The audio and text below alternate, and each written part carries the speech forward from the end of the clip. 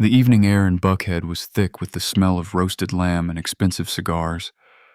I stood on the marble terrace of my estate wearing a custom tuxedo, looking out at 200 of Atlanta elite. I am Marcus, 68 years old, and tonight was supposed to be the crown jewel of my life. I had spent 40 years turning a single pickup truck into a real estate construction empire. I laid bricks so my children could walk on marble floors. I swallowed my pride in boardroom meetings so my family would never know the bitter taste of poverty. I thought I was their hero. I thought I was the patriarch of a legacy that would last generations. But it took exactly 45 seconds for them to show me that I was nothing more than a bank account with a pulse. The jazz band was playing a smooth melody and the champagne was flowing from crystal towers. I tapped my spoon against my glass, and the crisp sound silenced the chatter of politicians and business partners. I cleared my throat, ready to announce my retirement, ready to hand the keys of the kingdom to my family. I looked at my wife Brenda sitting in the front row. She was wearing a silk gown that cost more than my first house. Her face was perfectly lifted, her diamonds catching the string lights strung above the pool. I smiled at her, but she did not smile back. The music suddenly cut out with a sharp screech of feedback. I looked over at the sound booth confused, and then I saw Brenda walking up the steps to the terrace. Her heels clicked against the stone, a cold, rhythmic sound that felt like a gavel coming down. She did not open her arms for an embrace. She did not have tears of joy in her eyes. She had a look of absolute, chilling calculation. Brenda walked right up to me, stopping just inches away. She reached into her designer clutch and pulled out a thick, yellow envelope. She shoved it into my chest with so much force that I had to step back to keep my balance. The guests gasped, and the sudden silence sucked the oxygen right out of the night. "Happy retirement, Marcus," she said, her voice loud enough to carry without a microphone. "My gift to you is my freedom. I want a divorce, and I am taking the house, the accounts, and everything you spent your life hoarding." I stood frozen under the warm Georgia night sky. My brain refused to process the words. This was the woman I had slept beside for 40 years. This was the woman who had held my hand when we had nothing but big dreams and a tiny apartment in the city. I looked down at the heavy envelope in my hands. The legal seal glared back at me. Petition for dissolution of marriage. It was real. I looked back up at her, searching her eyes for a prank, a joke, a sudden lapse in judgment, but her eyes were completely dead. She looked at me not like a husband, but like a defeated rival. Before I could even take a breath, the second wave of the ambush hit. My son Andre jumped up from his VIP table. He did not rush to the stage to defend his father. He did not look shocked or confused. He rushed up to stand proudly next to his mother. He grabbed the microphone from the stand, adjusting his tailored suit jacket. This was my son, the boy whose gambling debts I had quietly erased, the man whose failed business ventures I had funded time and time again. He looked out at the sea of horrified guests and smirked. "It is about time," Andre announced. "Mom has been living in a financial prison for decades. Dad has controlled every penny, treating us like employees instead of family. Well, today, the tyranny ends. Mom deserves her half. We deserve our shares. The empire is finally under new management." The betrayal felt like a physical blow to my ribs. I looked at Andre standing there in a suit I paid for, looking like he had just conquered a nation. And then I looked past him down at the table, seeing the horrific divide that showed me exactly who my enemies were. My daughter Jules was sitting in her chair, slowly clapping her hands. She was nodding her head in rhythm as if she were watching a theatrical performance she had helped direct. Next to her was her husband Isaiah, swirling his bourbon with a greedy grin. But the worst sight was my daughter-in-law Kendra. She was standing on her chair, her phone held high, the blinding ring light pointed straight at my face. She was broadcasting my execution to the world. The bright ring light on Kendra's phone cut through the soft ambient lighting of the terrace, blinding me for a second. I could see the little hearts and comments floating up the side of her screen as she documented the destruction of my life for her followers. "Catch this tea, guys," Kendra shouted over the murmurs of the crowd. "The patriarch is finally stepping down, and a generational wealth transfer is happening live tonight." She laughed, a high-pitched sound that grated against my ears, and panned the camera to capture my humiliation. She was turning the collapse of my 40-year marriage into content for strangers. The noise of the party had turned into a dull roar, washing over me like a cold wave. The humiliation was absolute, and it was entirely premeditated. You do not just serve divorce papers and prepare speeches by accident.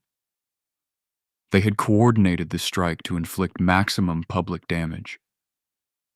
They wanted to break my spirit right here in front of the city councilmen, the zoning board directors, and the union leaders I had worked with for decades.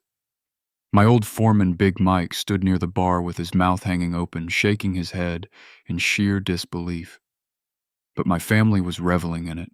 Jules was literally cheering, raising her glass of expensive champagne in the air, while Isaiah clapped his hands like he was at a sporting event. They expected the stereotype. They expected the angry, betrayed black man.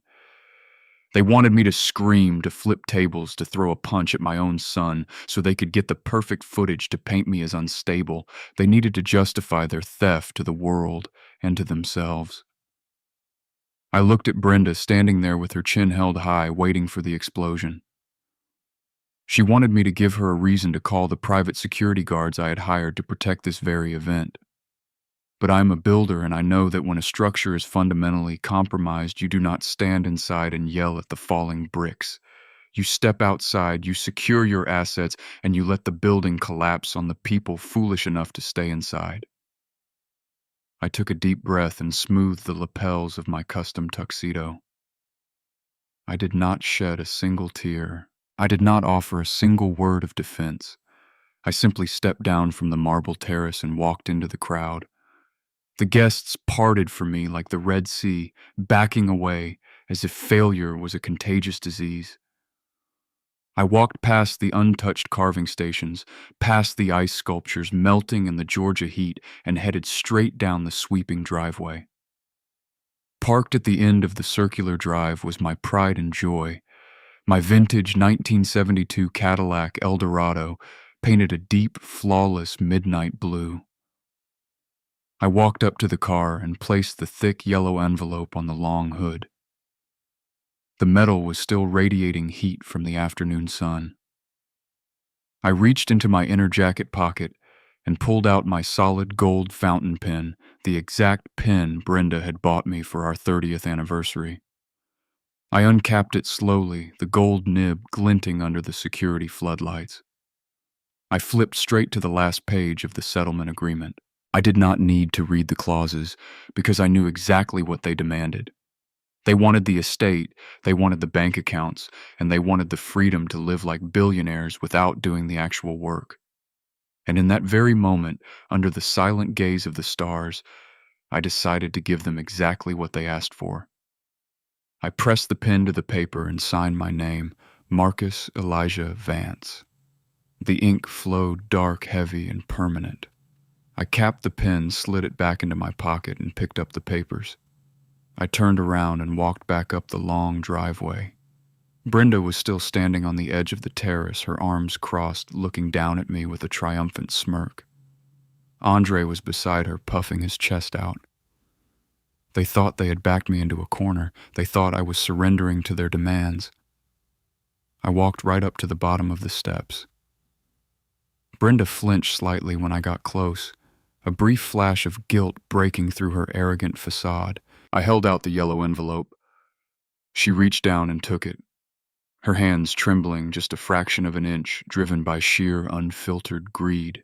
I leaned in close, catching the scent of the expensive perfume I had shipped from Paris just last month. I lowered my voice, making sure that only she and Andre could hear my words over the ambient noise of the stunned crowd.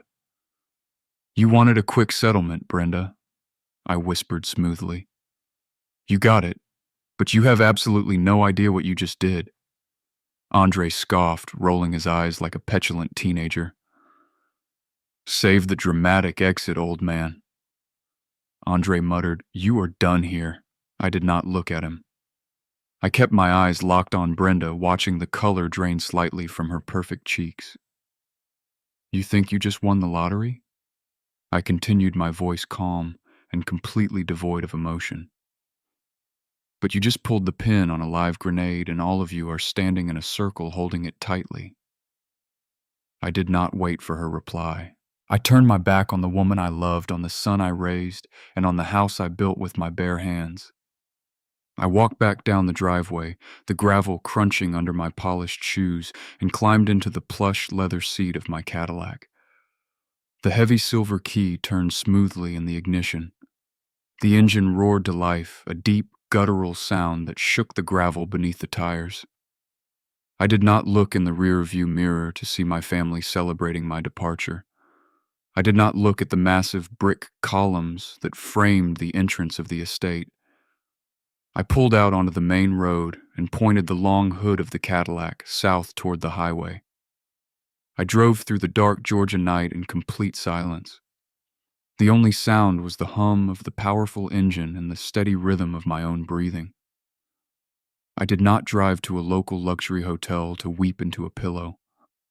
I did not call my wealthy friends to complain about my broken heart. I drove straight to a private airfield on the outskirts of the city. Waiting for me on the tarmac was a twin-engine jet prepared for immediate departure. I left the Cadillac with the trusted hangar manager and boarded the plane. 2 hours later, I touched down in Miami. The warm ocean air greeted me as I stepped off the stairs. I kept a sleek black sedan parked at the airfield for emergencies, exactly like this one. I drove into the city, watching the neon lights reflect off the dark water of the bay. Years ago, when Andre blew through his second trust fund, I realized the storm was coming. I knew my family was infected with deep greed, and I needed to build a lifeboat. I bought a penthouse on the top floor of a high-rise building overlooking the Atlantic Ocean. It was a fortress of glass and steel guarded by security men who only knew me as Mr. Vance. I parked the sedan in the private underground garage and took the express elevator up. The steel doors slid open with a soft chime, revealing my hidden sanctuary. The apartment was nothing like the sprawling, cluttered mansion in Buckhead. There were no expensive, useless vases chosen by Brenda. There were no discarded designer clothes scattered across the furniture by Jules. The floors were polished concrete, cold and highly efficient. The furniture was minimal, sharp, and black.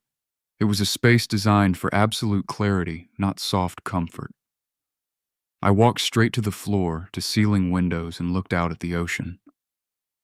The dark water stretched out to the horizon, endless and unforgiving. I walked to a hidden wall panel in the master bedroom. I opened a small steel safe tucked securely behind a minimalist painting. Inside rested a single burner phone fully charged, waiting for this exact moment for 5 years. I carried it to the kitchen counter and poured myself a glass of cold water. I took a slow sip, letting the chill clear my throat. I picked up the small black phone and dialed a number I had memorized long ago. It rang twice.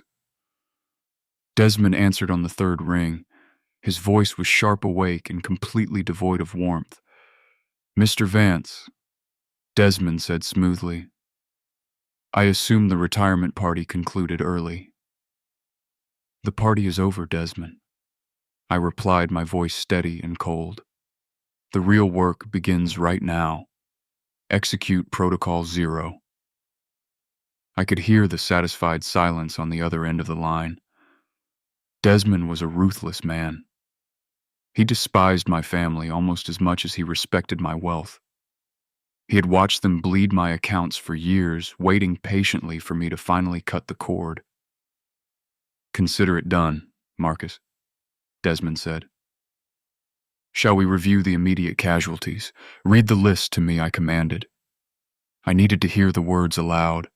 I needed to feel the heavy gears of justice locking into place.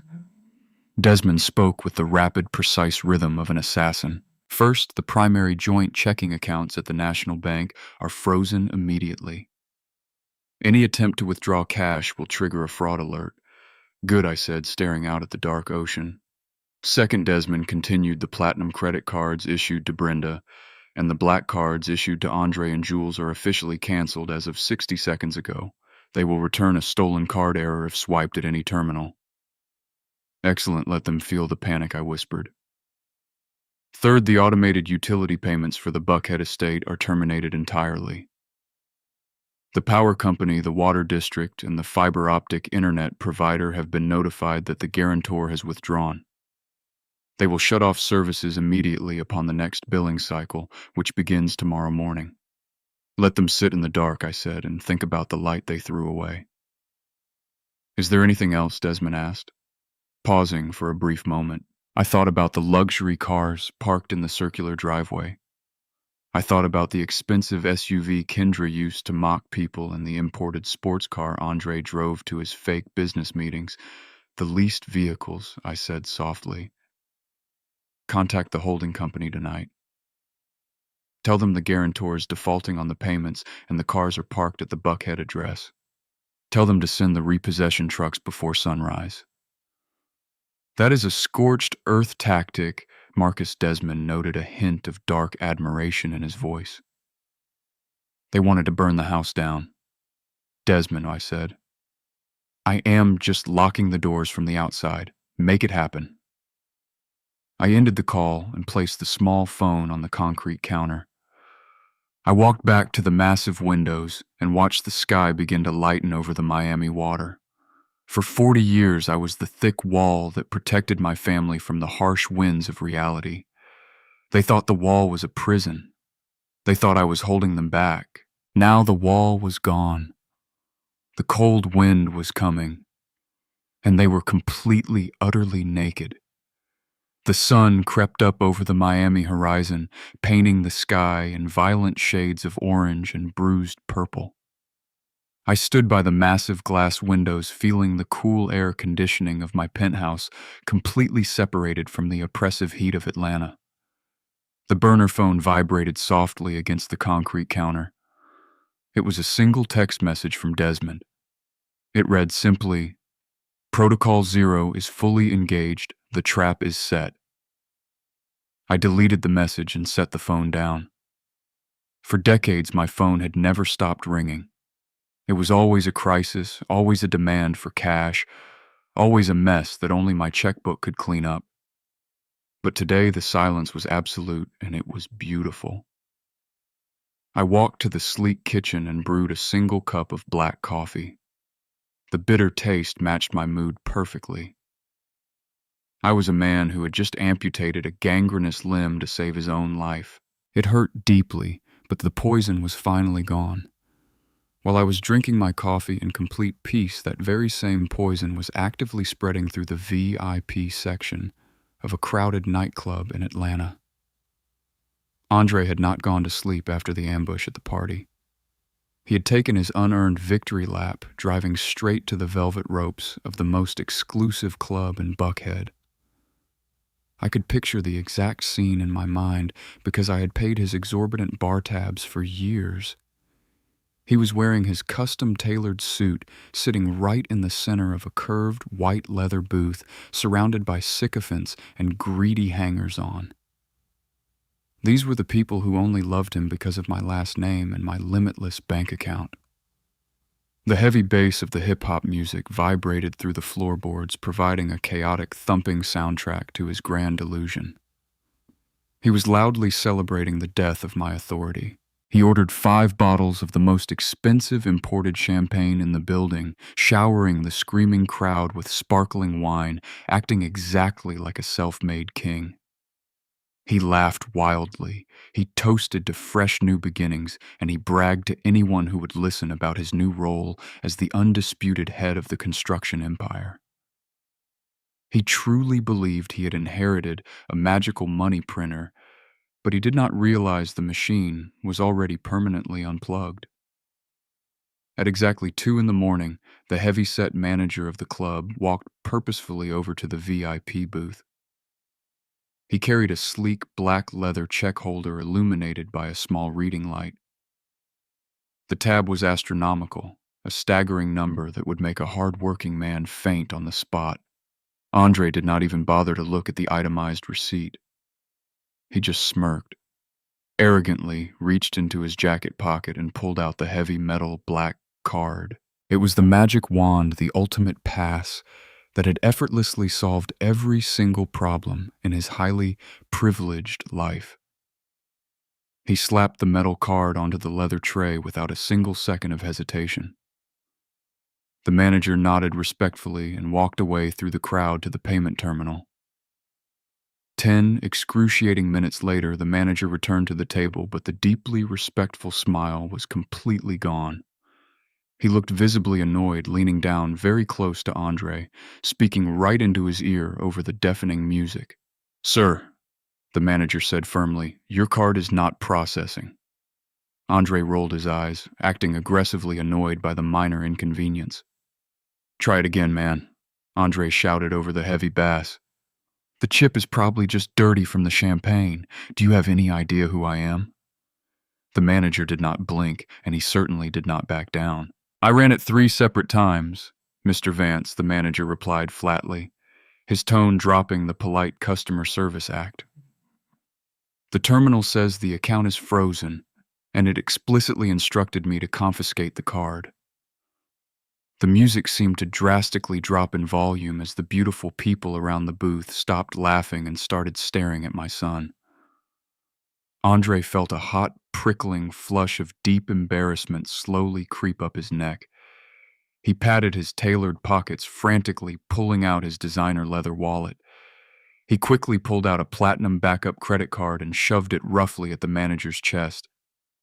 "Just use this one and stop wasting my time." Andre snapped his voice tight with a suddenly rising panic. The manager took the backup card, swiped it on his glowing handheld device, and shook his head slowly.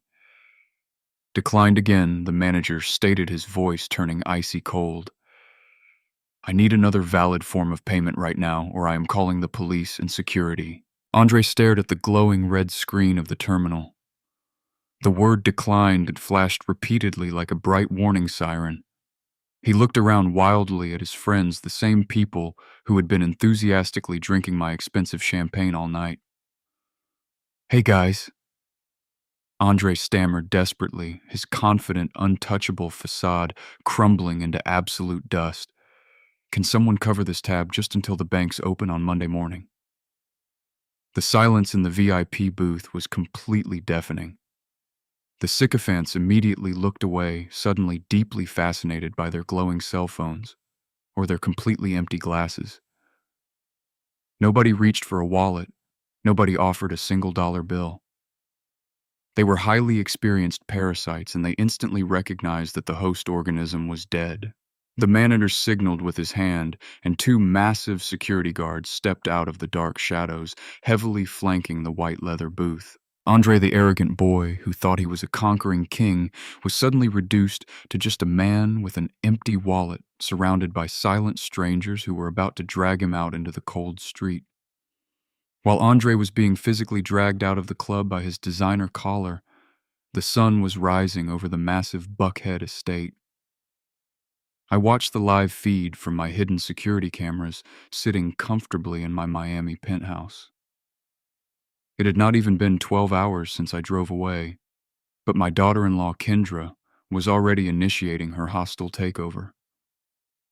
She did not even wait for the divorce ink to dry. She wanted to erase my legacy, and she wanted to do it on camera. At exactly 8 in the morning, a large white moving truck backed up the long, circular driveway.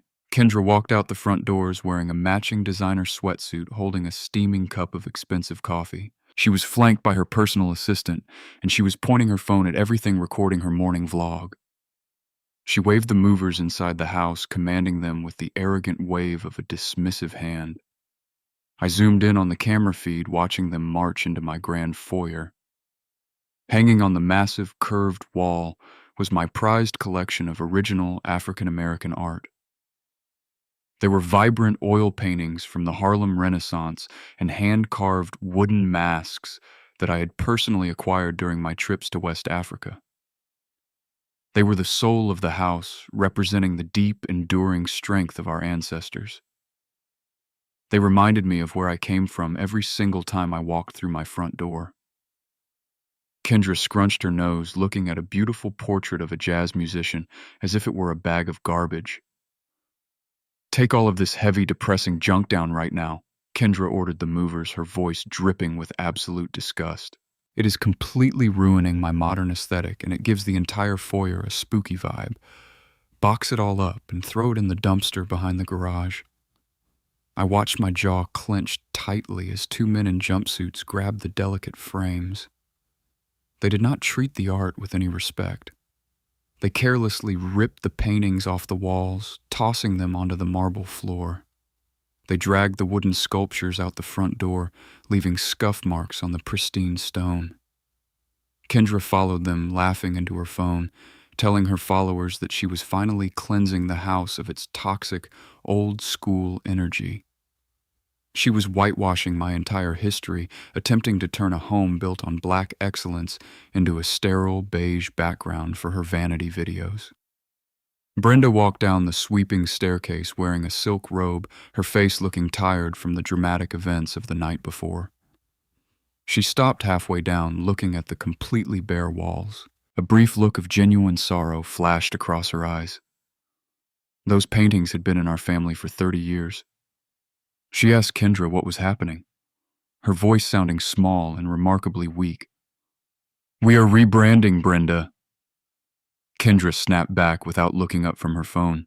"You do not want to live in a dark museum anymore, do you? We need bright open spaces so we can attract luxury brand sponsors for the house." Brenda did not argue. She just nodded slowly, looking like a guest in the very home she had just stolen from me. She had traded a husband who protected her for a daughter-in-law who completely controlled her. The long day dragged on, filled with arrogant planning. By 6 in the evening, the entire family was gathered in the massive kitchen. Andre had slunk in earlier, looking bruised and completely defeated after walking miles home from the club. Jules and Isaiah were drinking my reserved vintage wine, laughing about the expensive renovations they were going to start next week.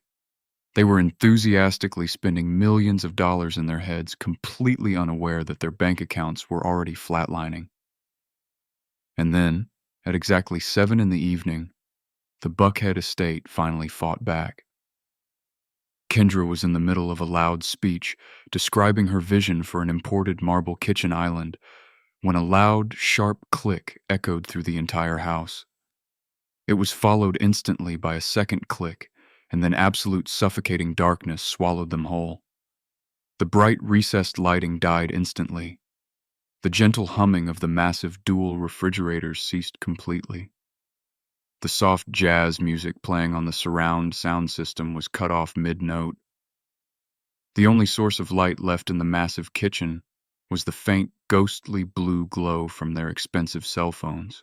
Kendra let out a sharp scream, dropping her wine glass. It shattered on the marble floor, the sharp sound echoing in the sudden, heavy silence. "What is happening?" Kendra yelled, her voice bordering on complete panic. "Did the storm knock out the power grid?"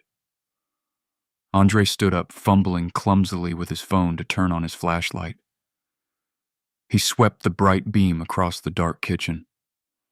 He told Isaiah to go check the breaker box in the basement, assuming it was just a simple blown fuse.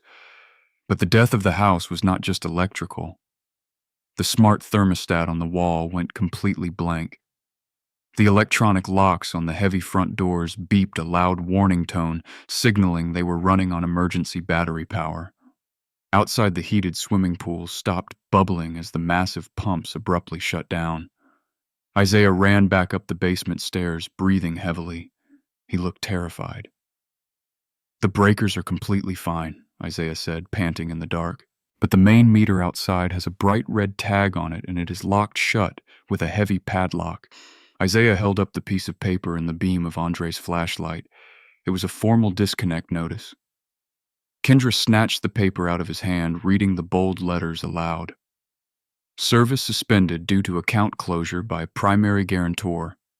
Immediate payment of $4,000 required for reconnection. The silence returned heavier and colder than before. $4,000 was pocket change to me. It was a rounding error.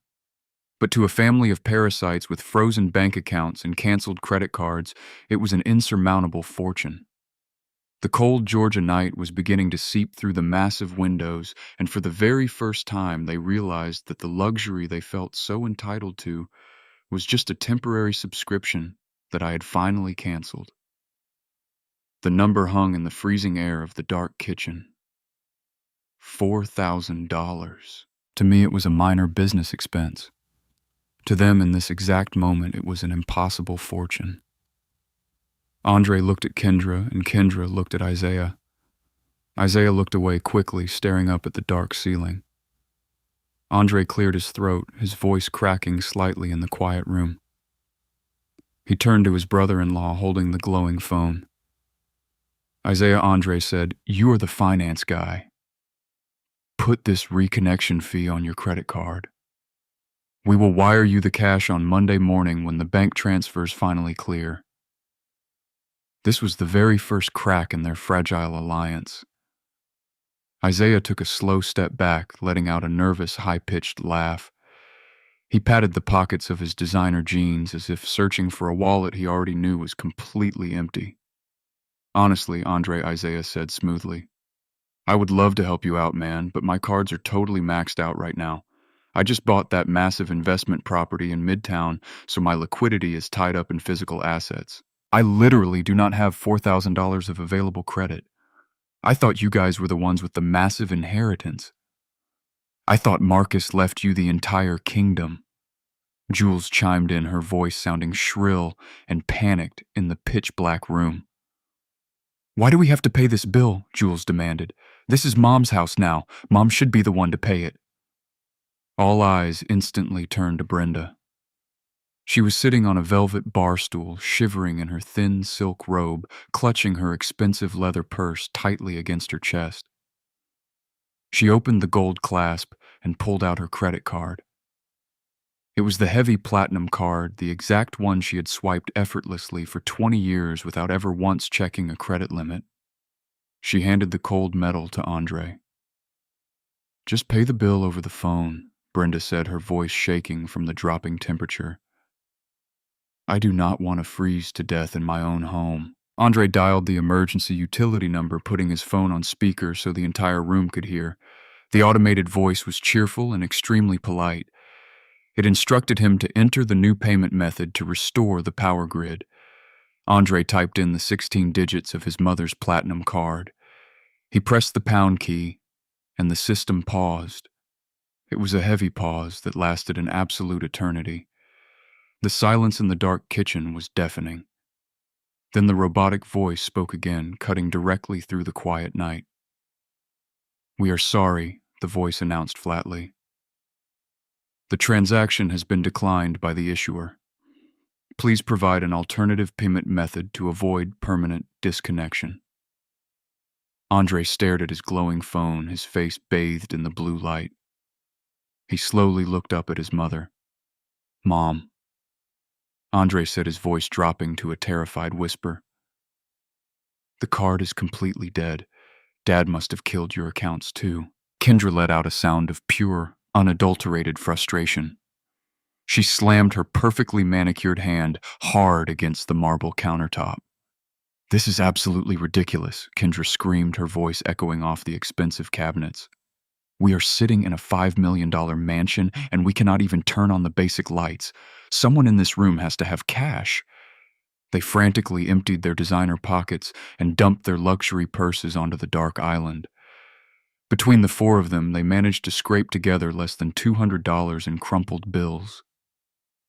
They possessed custom wardrobes, imported watches, and high-performance vehicles parked in the driveway. But they did not possess enough actual liquid cash to keep the lights on for a single night. The temperature in Buckhead drops rapidly in November. Without the massive high-voltage heating system pushing warm air through the vents, The cold began to aggressively creep through the stone walls. Within a single hour, the luxury villa was actively transforming into a freezing stone tomb. They ended up abandoning the grand kitchen and retreating to the living room. They huddled closely together on the expensive sofas, wrapping themselves tightly in the very same woven blankets Kendra had tried to throw in the dumpster earlier that morning. Kendra lit a few decorative scented candles that she had previously bought purely for aesthetic purposes.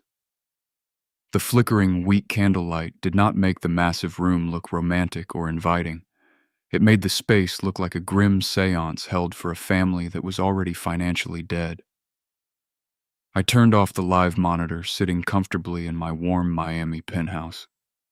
I took a slow sip of my hot espresso, feeling a profound sense of absolute calm. I did not need to see any more footage tonight. They were cold, they were confused, and they were finally terrified. For the very first time in their incredibly privileged lives, they were starting to deeply understand a fundamental truth. The lavish lifestyle they felt so inherently entitled to was not a natural human right. It was simply a premium product that I had purchased for them, and their luxury subscription had officially expired. Monday morning at the Buckhead estate did not break with the promise of a bright new beginning. It broke with the heavy gray weight of a massive hangover that had absolutely nothing to do with expensive alcohol, and everything to do with deep, suffocating regret. The massive house was freezing cold. The four of them sat around the huge marble kitchen island, wearing multiple layers of designer winter coats, picking silently at a pathetic breakfast of dry toast. There was no hot water for luxurious showers, and no electricity to run the expensive espresso machine. The silence in the large room was incredibly thick. It was a physical, heavy barrier that completely separated them. They were not a powerful, united family anymore. They were four desperate strangers trapped together in a rapidly sinking lifeboat, realizing there was simply not enough fresh water for everyone. At exactly 10 in the morning, the heavy brass knocker on the massive front door slammed 3 distinct times. It was not the light, rhythmic tap of a welcome guest. It was the harsh, authoritative pound of official government business. Andre flinched visibly. He looked toward the front hallway with genuine fear in his eyes. In the last 48 hours, every single time the outside world interacted with them, it cost them money they simply did not possess. He walked slowly to the door, dragging his expensive leather loafers on the cold floor. Through the high-definition security camera feed, I watched him pull the heavy door open. Standing on the grand porch was a uniformed courier holding a thick, rigid envelope with bright red stripes running along the border. It required a direct physical signature. Andre signed his name with a visibly shaking hand. The courier did not smile or offer a pleasant morning greeting. He simply handed over the heavy package, turned around immediately, and walked away rapidly, leaving my son holding a ticking financial bomb. Andre walked back into the freezing kitchen, his breath pluming slightly in the cold indoor air. He placed the thick envelope on the center of the marble countertop. The return address was stamped in bold, intimidating black ink. The Atlanta Historical Preservation Commission. Beneath it was a second, even more terrifying official stamp. The Department of Property Taxation. Brenda put down her dry piece of toast. Her hands were trembling violently. She asked what it was, her voice barely a hollow whisper.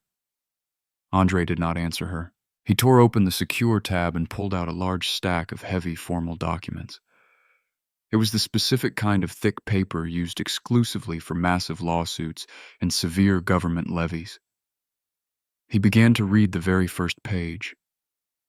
His eyes widened drastically. His mouth opened wide, but no sound came out at all. He sat down heavily on the velvet bar stool, acting as if his legs had suddenly turned to pure water.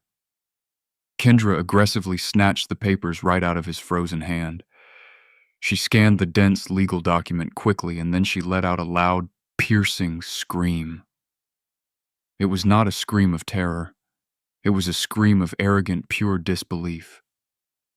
She threw the papers violently onto the island, sending toast crumbs flying everywhere. She yelled that this was completely impossible and that the city was making it up to extort them. Jules snatched up the scattered documents next. She began to read aloud, her voice, steady at first, but growing significantly louder and much sharper with every single passing sentence. The formal letter was a notice of severe violation. It explicitly stated that the massive property located in Buckhead was officially designated as a Class A cultural landmark due to its unique architectural history and its deep significance as a pillar of African American heritage. This specific designation granted the massive property a highly special tax exemption status that legally reduced the annual property tax by 80%. Jules paused reading. She looked directly at Kendra, her eyes narrowing into cold, hateful slits. She continued reading the brutal letter aloud. The document stated clearly that the generous exemption was entirely contingent upon the strict preservation of the exterior facade and the careful maintenance of specific interior cultural artifacts that were heavily cataloged as part of the protected heritage site. Then came the devastating, precise list of infractions. The city inspector had driven by on Sunday morning. He had clearly seen the expensive contractors preparing to paint over the historical brickwork. He had photographed the moving crew carelessly carrying out the rare wooden masks and the beautiful Harlem Renaissance paintings, which were legally listed as protected permanent fixtures of the estate. The letter was absolutely brutal in its calculated precision. By altering the home and carelessly removing the protected cultural artifacts, the new owners had flagrantly violated the strict preservation agreement. Therefore, the highly valuable tax exemption status was immediately and permanently revoked. The severe violation automatically triggered a retroactive penalty clause. They owed the massive back taxes for the last 5 years, plus a severe financial penalty for the deliberate destruction of historical property. Jules flipped to the very last page. The massive number was printed clearly in bold at the bottom. Total amount due immediately to avoid severe property liens, $45,000. The massive number hung heavily in the freezing air like a sharp executioner blade waiting to drop. $45,000. Kendra stared blindly at the paper. She shook her head in rapid, frantic denial. She stammered that she was just trying to modernize the space to create a clean, minimalist aesthetic for her brand. She whined that the old brick was incredibly ugly and the tribal masks were creepy. Jules slammed her hand hard on the counter, the loud sound cracking like a gunshot in the quiet house. She turned on Kendra with a vicious ferocity that had been secretly building for years. Jules screamed that Kendra was an ignorant, arrogant, cultural colonizer who stupidly thought she could paint over deep history with a cheap bucket of beige paint. Jules pointed a shaking finger right in Kendra's face. Dad spent 30 years maintaining that exact status, Jules screamed at the top of her lungs.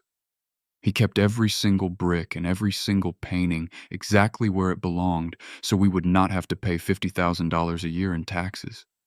He played the extremely smart game, and you came in here with your arrogant social media vision, and you blew up our entire lives in 24 hours. Kendra recoiled quickly, completely stunned by the vicious, highly personal attack. She looked at Andre for immediate help, but he was just staring blankly at the expensive floor. He did not know how to appeal a massive tax ruling. He barely had $45 in his wallet, let alone $45,000. I watched this incredible explosion from the complete comfort of my leather armchair in Miami. The high-definition image on my iPad was beautifully crisp. I had a chilled glass of fresh orange juice in my hand. I took a slow, deliberate sip. I knew her massive ego would drive her to erase my history, and I knew exactly what the heavy financial penalty would be. They wanted the beautiful kingdom, but they completely refused to understand the heavy responsibility of the heavy crown. Now the ruthless tax collector was waiting aggressively at the front gate, and the royal treasury was completely empty. While the women were screaming at each other in the freezing kitchen, Andre decided to make his escape. He could not fix the massive tax bill, but he firmly believed he still had a massive ace up his tailored sleeve. He was now the undisputed chief executive officer of Vance Construction. He had complained for years that I micromanaged the massive empire. He loudly told anyone who would listen that my old school methods were holding the company back. He swore that if he were ever in charge, profits would easily double. Well, today was his very first day as the sole captain of the massive ship. Since the leasing company had repossessed his imported sports car before dawn, Andre was forced to take a cheap rideshare to the downtown office. He stepped out onto the busy Atlanta pavement, adjusting his expensive silk tie. He wanted to look incredibly stern. He wanted to look deeply authoritative. He was actively rehearsing his grand entrance in his head. He planned to walk straight into the bullpen, demand an immediate budget review, and fire the senior operations manager just to assert his absolute dominance. He desperately needed to drain the corporate accounts to save his own skin. He swiped his keycard at the heavy glass doors on the 12th floor, pushing them open with a dramatic flourish. He was completely ready to receive the fearful adoration of his new subjects. But there was no applause. There was no bustling sound of intense corporate activity. There was no ringing of multiple desk phones, and there was no shouting from the busy dispatch coordinators. There was only deep, suffocating silence. Andre walked slowly into the main bullpen. It was a massive, open floor plan that usually held 30 busy desks occupied by logistics experts and project managers. Today it was an absolute ghost town. The heavy wooden desks were still there, but they were completely bare. There were no family photos, no half-empty coffee mugs, and no stacks of building blueprints. There were just completely empty laminate surfaces slowly collecting dust in the quiet air. He stopped dead in the exact center of the room. He turned in a slow, confused circle. He looked like a foolish actor who had proudly walked onto a grand stage only to realize the entire audience had already gone home. "Hello," Andre shouted loudly into the empty room.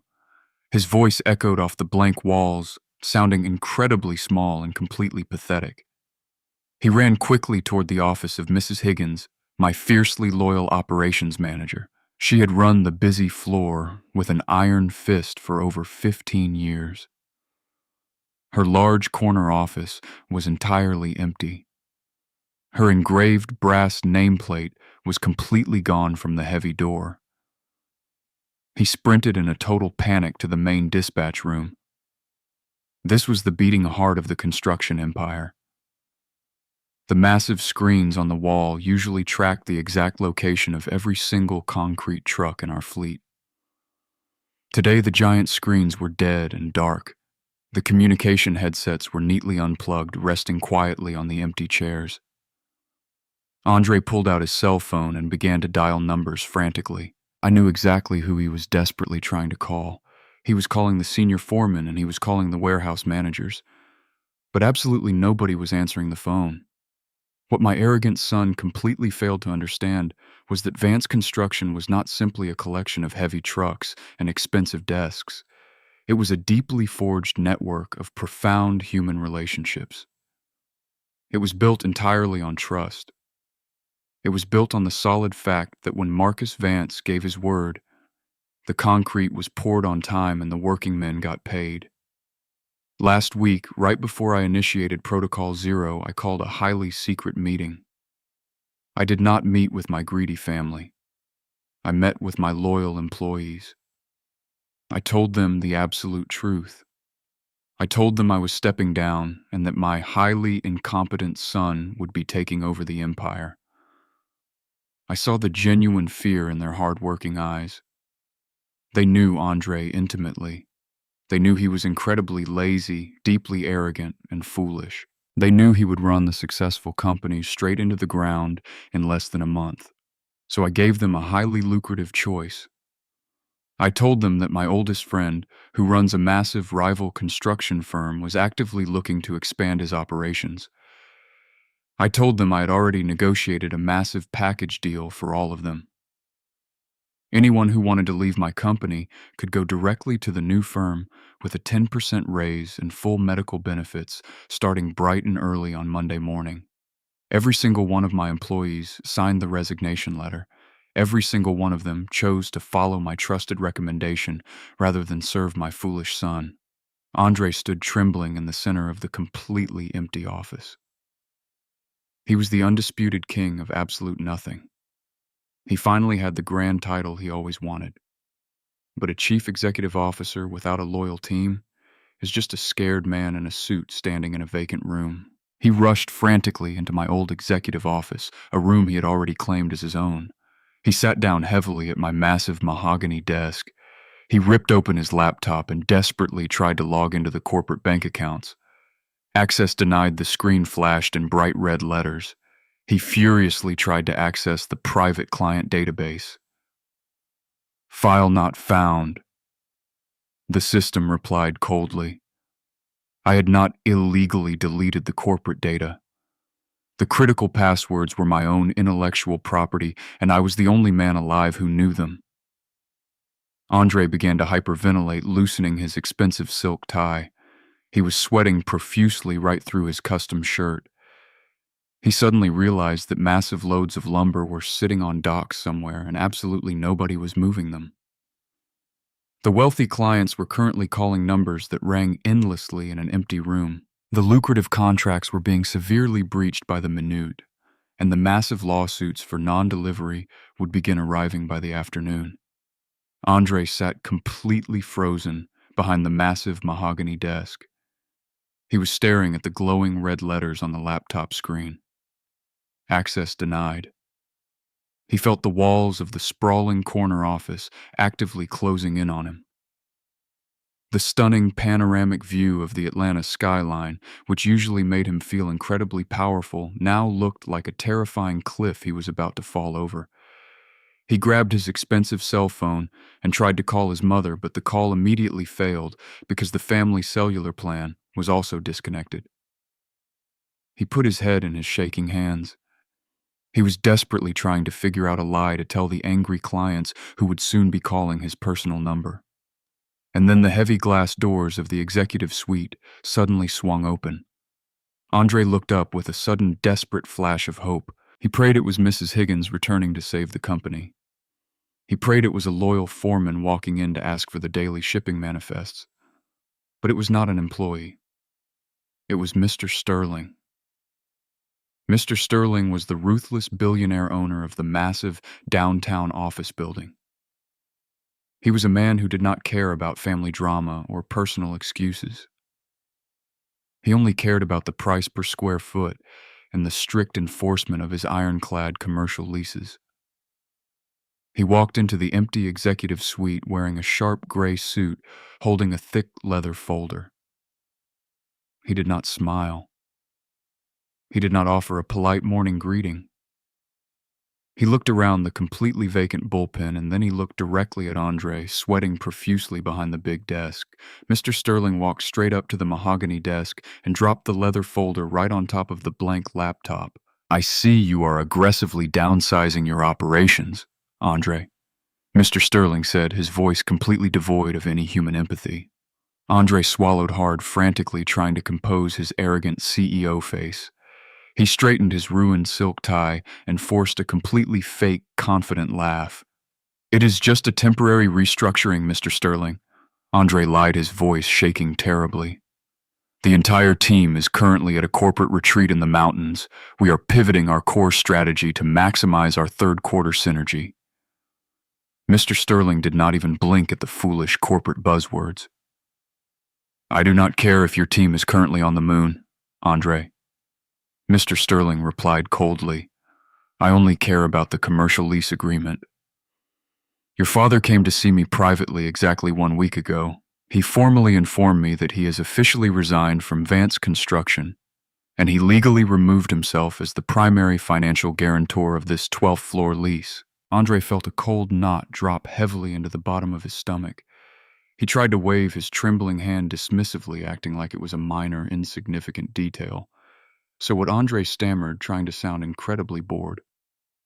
The corporate entity pays the monthly rent. You will get your money on Monday when my new accounting team gets back to the office. Mr. Sterling leaned over the massive desk. He placed both of his large hands flat on the polished wood, invading Andre's personal space. Let us be entirely clear about the law, Mr. Sterling said softly, leaning closer. The company is indeed a legal entity. But last year, when you threw a massive tantrum and insisted on being publicly named the managing director, you also insisted on signing the massive lease renewal personally. You explicitly told me you wanted to build your personal corporate credit. You loudly demanded that your name be the only signature on the master document. Do you remember making that incredibly arrogant demand? I remembered that exact day perfectly, watching the live security feed from my Miami sanctuary. Andre had shouted in my office, demanding he step out of my shadow. He wanted the prestige of the legal documents. I gladly let him sign the ironclad papers. I knew this precise day of absolute ruin would eventually arrive. Andre turned a sickening shade of pale gray. He could not speak. He could only stare at the leather folder as if it were a loaded weapon. Mr. Sterling tapped his thick finger against the heavy leather folder. The rent was legally due on the 1st of the month. Mr. Sterling stated precisely. It is now the 5th. We have an extremely strict late payment policy in this building. The monthly rent for this premium floor is $20,000. With the compounding late fees, the absolute total brings the balance to exactly $21,500. Andre let out a high-pitched, nervous squeak. You will get the corporate check, Andre pleaded, the arrogance finally draining out of his body. The company has massive reserves. Mr. Sterling shook his head slowly, a look of deep disgust crossing his face. I just spoke to the commercial bank director this morning, Mr. Sterling said. The corporate account is completely frozen due to a highly volatile dispute between the shareholders. That means any corporate check you write will immediately bounce back to the personal guarantor. And the personal guarantor of this massive lease is you, Andre. I want a certified cashier check for $21,500 by exactly 5:00 this evening. Andre completely lost his breath. He clutched his chest, staring up at the ruthless landlord. And if I do not have the check, Andre whispered, tears actively welling up in his terrified eyes. If I do not have the certified funds by 5? Mr. Sterling replied smoothly. I will send my private security team to lock the glass doors and seize all the remaining corporate assets. Then I will sue you personally for the entire remainder of the 5-year lease agreement. That is roughly $1.2 million. Do you have $1.2 million in personal liquid cash, Mr. Vance? Andre could not formulate a single word.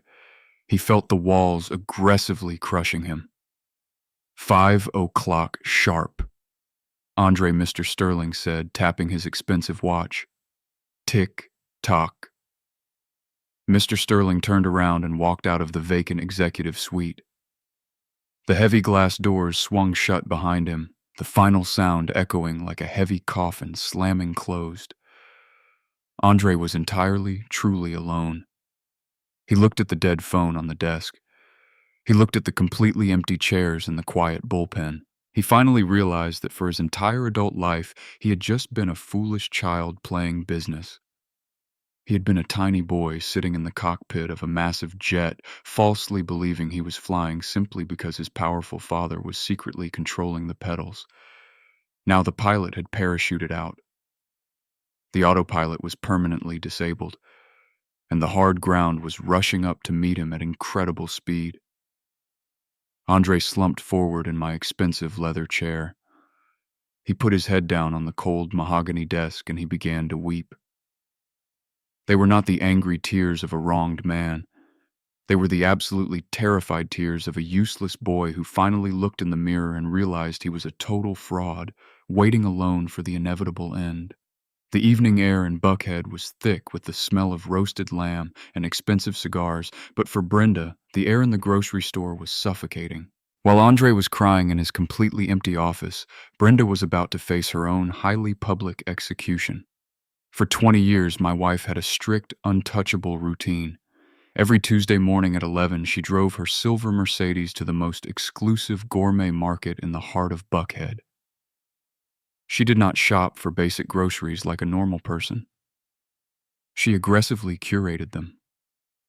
She walked the pristine aisles of that high-end store, acting exactly like a royal queen inspecting her loyal colony. She casually bought imported white truffles, aged balsamic vinegar from Italy, and prime cuts of Wagyu beef that cost more than a monthly car payment. It was her grand stage. It was the exact place where she proudly showed the other wealthy wives in Atlanta that the Vance family was financially invincible. I sat in my Miami penthouse watching the live GPS tracker glowing on the digital dashboard of her Mercedes. She was desperately heading to the market, trying to maintain an illusion of absolute normalcy. She was trying to pretend that her husband had not abandoned her, that her son was not a complete failure, and that her massive estate was not a freezing dark tax liability. She walked through the automatic glass doors of the market, wearing her oversized designer sunglasses and her heavy cashmere coat. She grabbed a polished silver basket, and she immediately began to fill it with expensive comfort food. But she did not choose just any comfort food.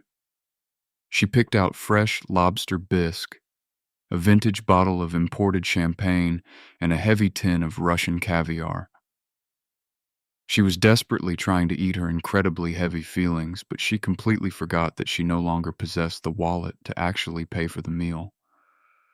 She walked confidently to the main register. The cashier was a pleasant woman named Maria, who had personally known us for over 15 years. Maria smiled warmly and started scanning the luxury items. The digital total quickly climbed, stopping at $412. Brenda did not even bother to look at the glowing screen. She reached into her expensive leather purse and pulled out the heavy platinum card. It was the exact same piece of metal that had been her absolute magic wand for 2 decades. She tapped it casually on the card reader. The machine made a low, harsh, dissonant sound. Brenda frowned slightly, adjusting her sunglasses.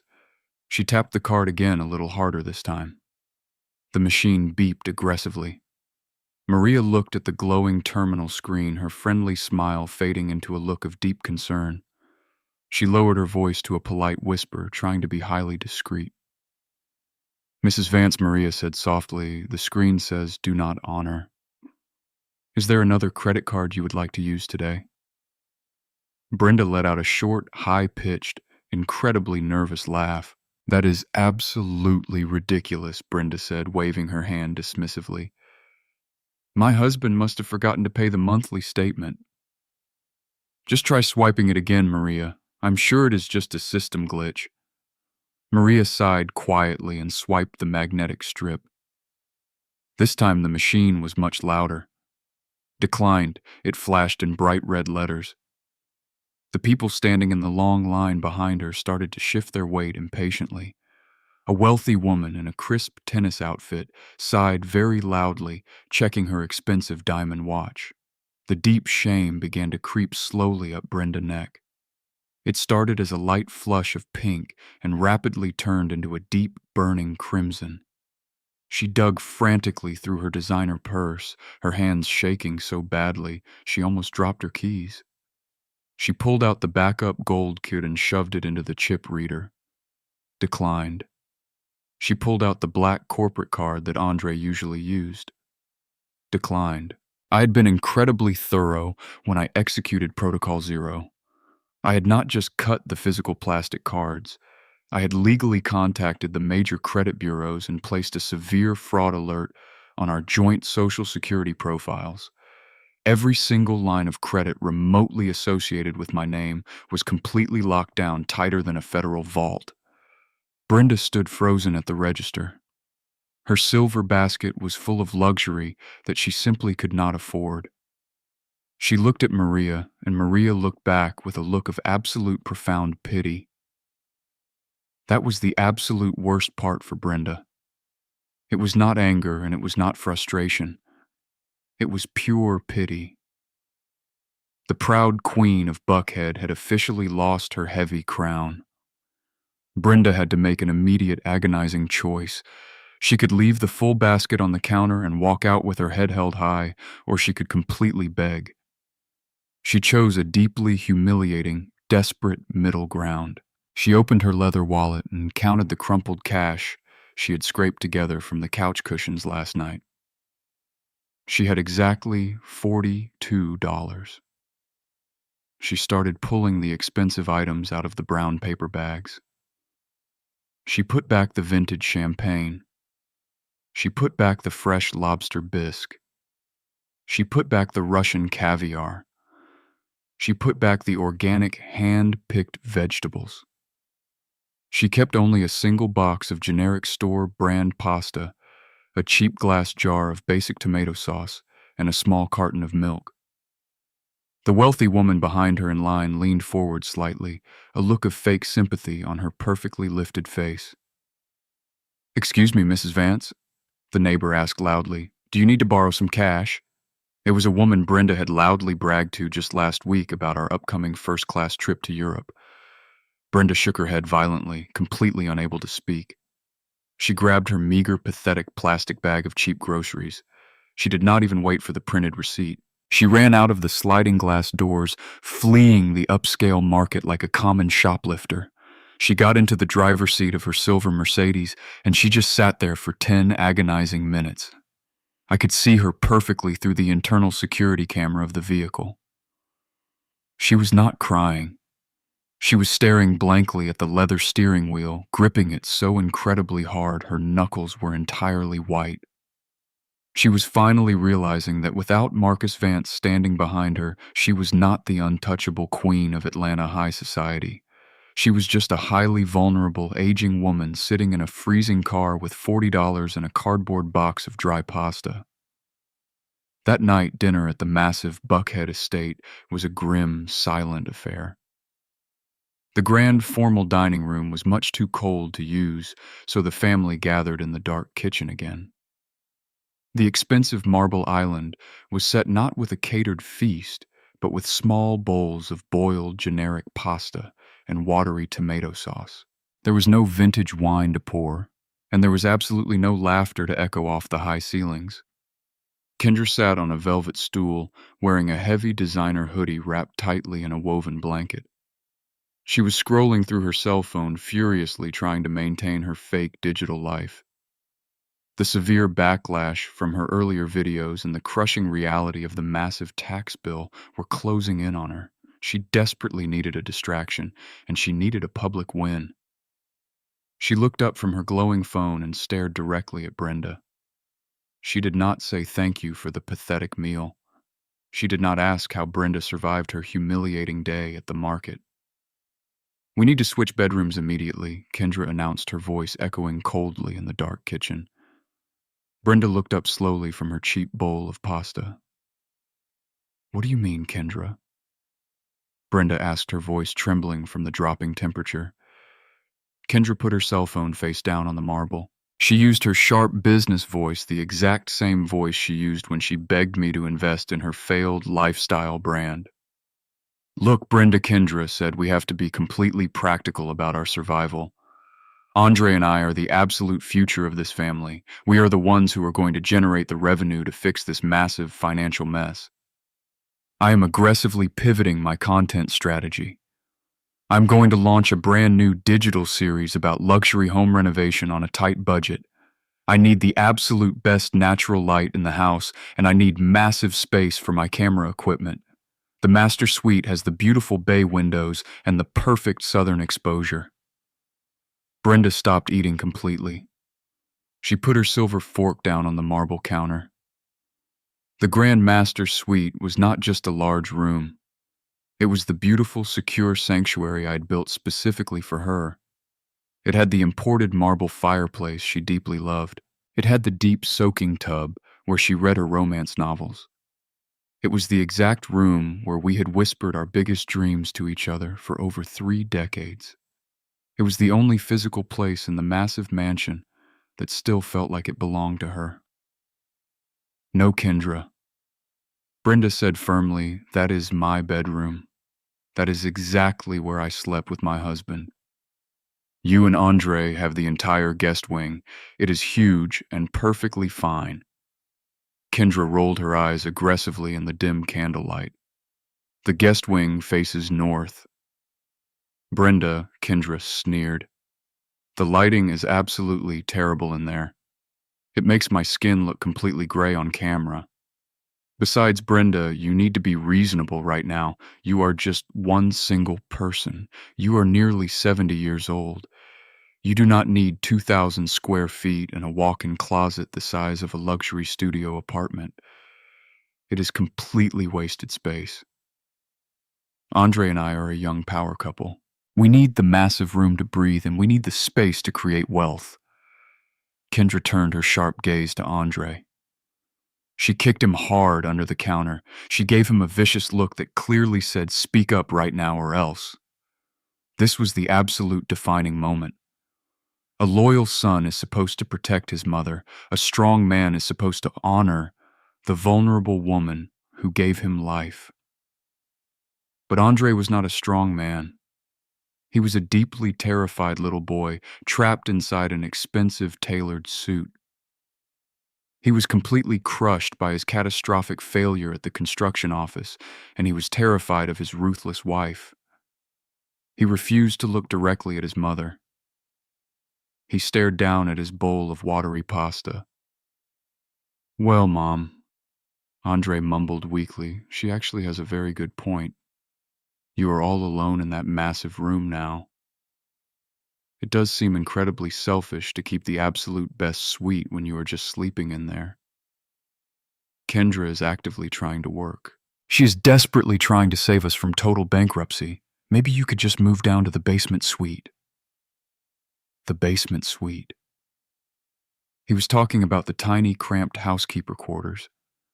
It was a very small room located directly behind the laundry center. It had a single tiny window that looked out at the damp brick foundation.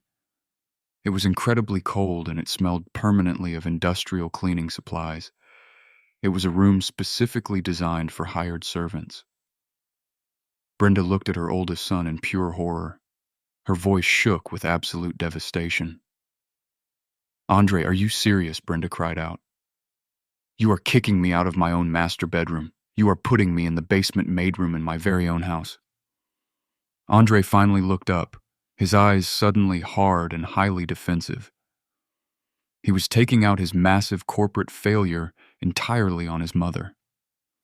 "Stop being so incredibly dramatic, Mom," Andre shouted, his voice cracking. "It is just a stupid room. God, why do you always have to make everything so incredibly difficult for us? Dad is completely gone. He is not coming back to save you. We have to make massive structural changes to survive. We are the ones handling all the severe stress today. The very least you can do is just get out of our way." Get out of the way. Those 5 brutal words hit Brenda much harder than the divorce papers had hit me. She had spent her entire adult life getting out of the way. She got out of the way so Andre could shine at his expensive private schools. She got out of the way so Jules could be perfectly happy. She got out of the way so I could build the massive empire. And now her final reward was a bowl of cheap cold pasta and a vicious eviction notice from her own child. Kendra clapped her hands together in the dark. "Great," Kendra said brightly. "It is completely settled then. We will move your stuff downstairs tonight. I want to start painting the master walls bright white tomorrow morning." They did not wait for the morning light. They did not give Brenda any time to pack her memories with basic dignity. Kendra and Andre marched straight upstairs in the dark. I watched on the infrared bedroom camera as they started aggressively pulling Brenda expensive clothes directly out of the massive closet. They threw her delicate silk blouses carelessly onto the hardwood floor. They swept her expensive imported perfume bottles roughly into a dirty cardboard box. They treated her entire luxurious life like it was highly toxic garbage that desperately needed to be taken out to the curb. By midnight, the cruel eviction was completely finished. Brenda was sitting alone on the edge of a tiny twin mattress in the freezing basement housekeeper room. The heating vent down there had never worked properly, and the cold Georgia wind violently rattled the thin glass window pane. She pulled her trembling knees up to her chest, wrapping her heavy cashmere coat tightly around her frail shoulders because there were absolutely no extra blankets in the house. She looked around the small, cramped, concrete room. There was a single bare bulb, casting a yellow, deeply depressing light. For the very first time since she handed me that yellow envelope, Brenda finally cried. But she did not cry out of simple self-pity. She cried for the massive shield she had foolishly thrown away. She whispered my name into the freezing darkness, but I was safely in Miami, and no one was ever coming to save her. The sun rose over the freezing Buckhead estate on Wednesday morning, but it brought absolutely no warmth to the vulnerable woman sleeping in the basement servant quarters. Brenda woke up with a stiff neck and a soul that felt entirely bruised. She had spent 40 years waking up in a massive, custom bed with imported silk sheets and the smell of fresh coffee that I had carefully brewed for her. Now she woke up to the harsh smell of industrial bleach and the maddening sound of a dripping copper pipe. She walked slowly upstairs to the dark kitchen, desperately hoping for a kind word from her deeply selfish children. Instead, she found a grim war council. Isaiah was sitting at the marble island, furiously scrolling through his cell phone with a dark, manic energy. His eyes were deeply bloodshot, and his hands were shaking violently. He had spent the entire night desperately looking for quick, high-interest cash loans and finding absolutely nothing. Isaiah had a terrifying secret that the rest of his greedy family did not actively know about. He owed a massive amount of money, but not to a legitimate commercial bank. He owed exactly $30,000 to a highly ruthless sports bookie operating out of a dark bar in downtown Atlanta. And unlike the polite power company, the bookie would not send a warning letter with a red tag. He would send violent men with heavy baseball bats to break his legs. When Isaiah saw Brenda shuffle into the cold kitchen wearing her wrinkled silk robe, he did not see a vulnerable mother in deep distress. He saw a highly effective emotional weapon. He saw the very last card in the stacked deck that they had not played yet. He stood up quickly and walked straight over to her. He put his heavy hands gently on her frail shoulders.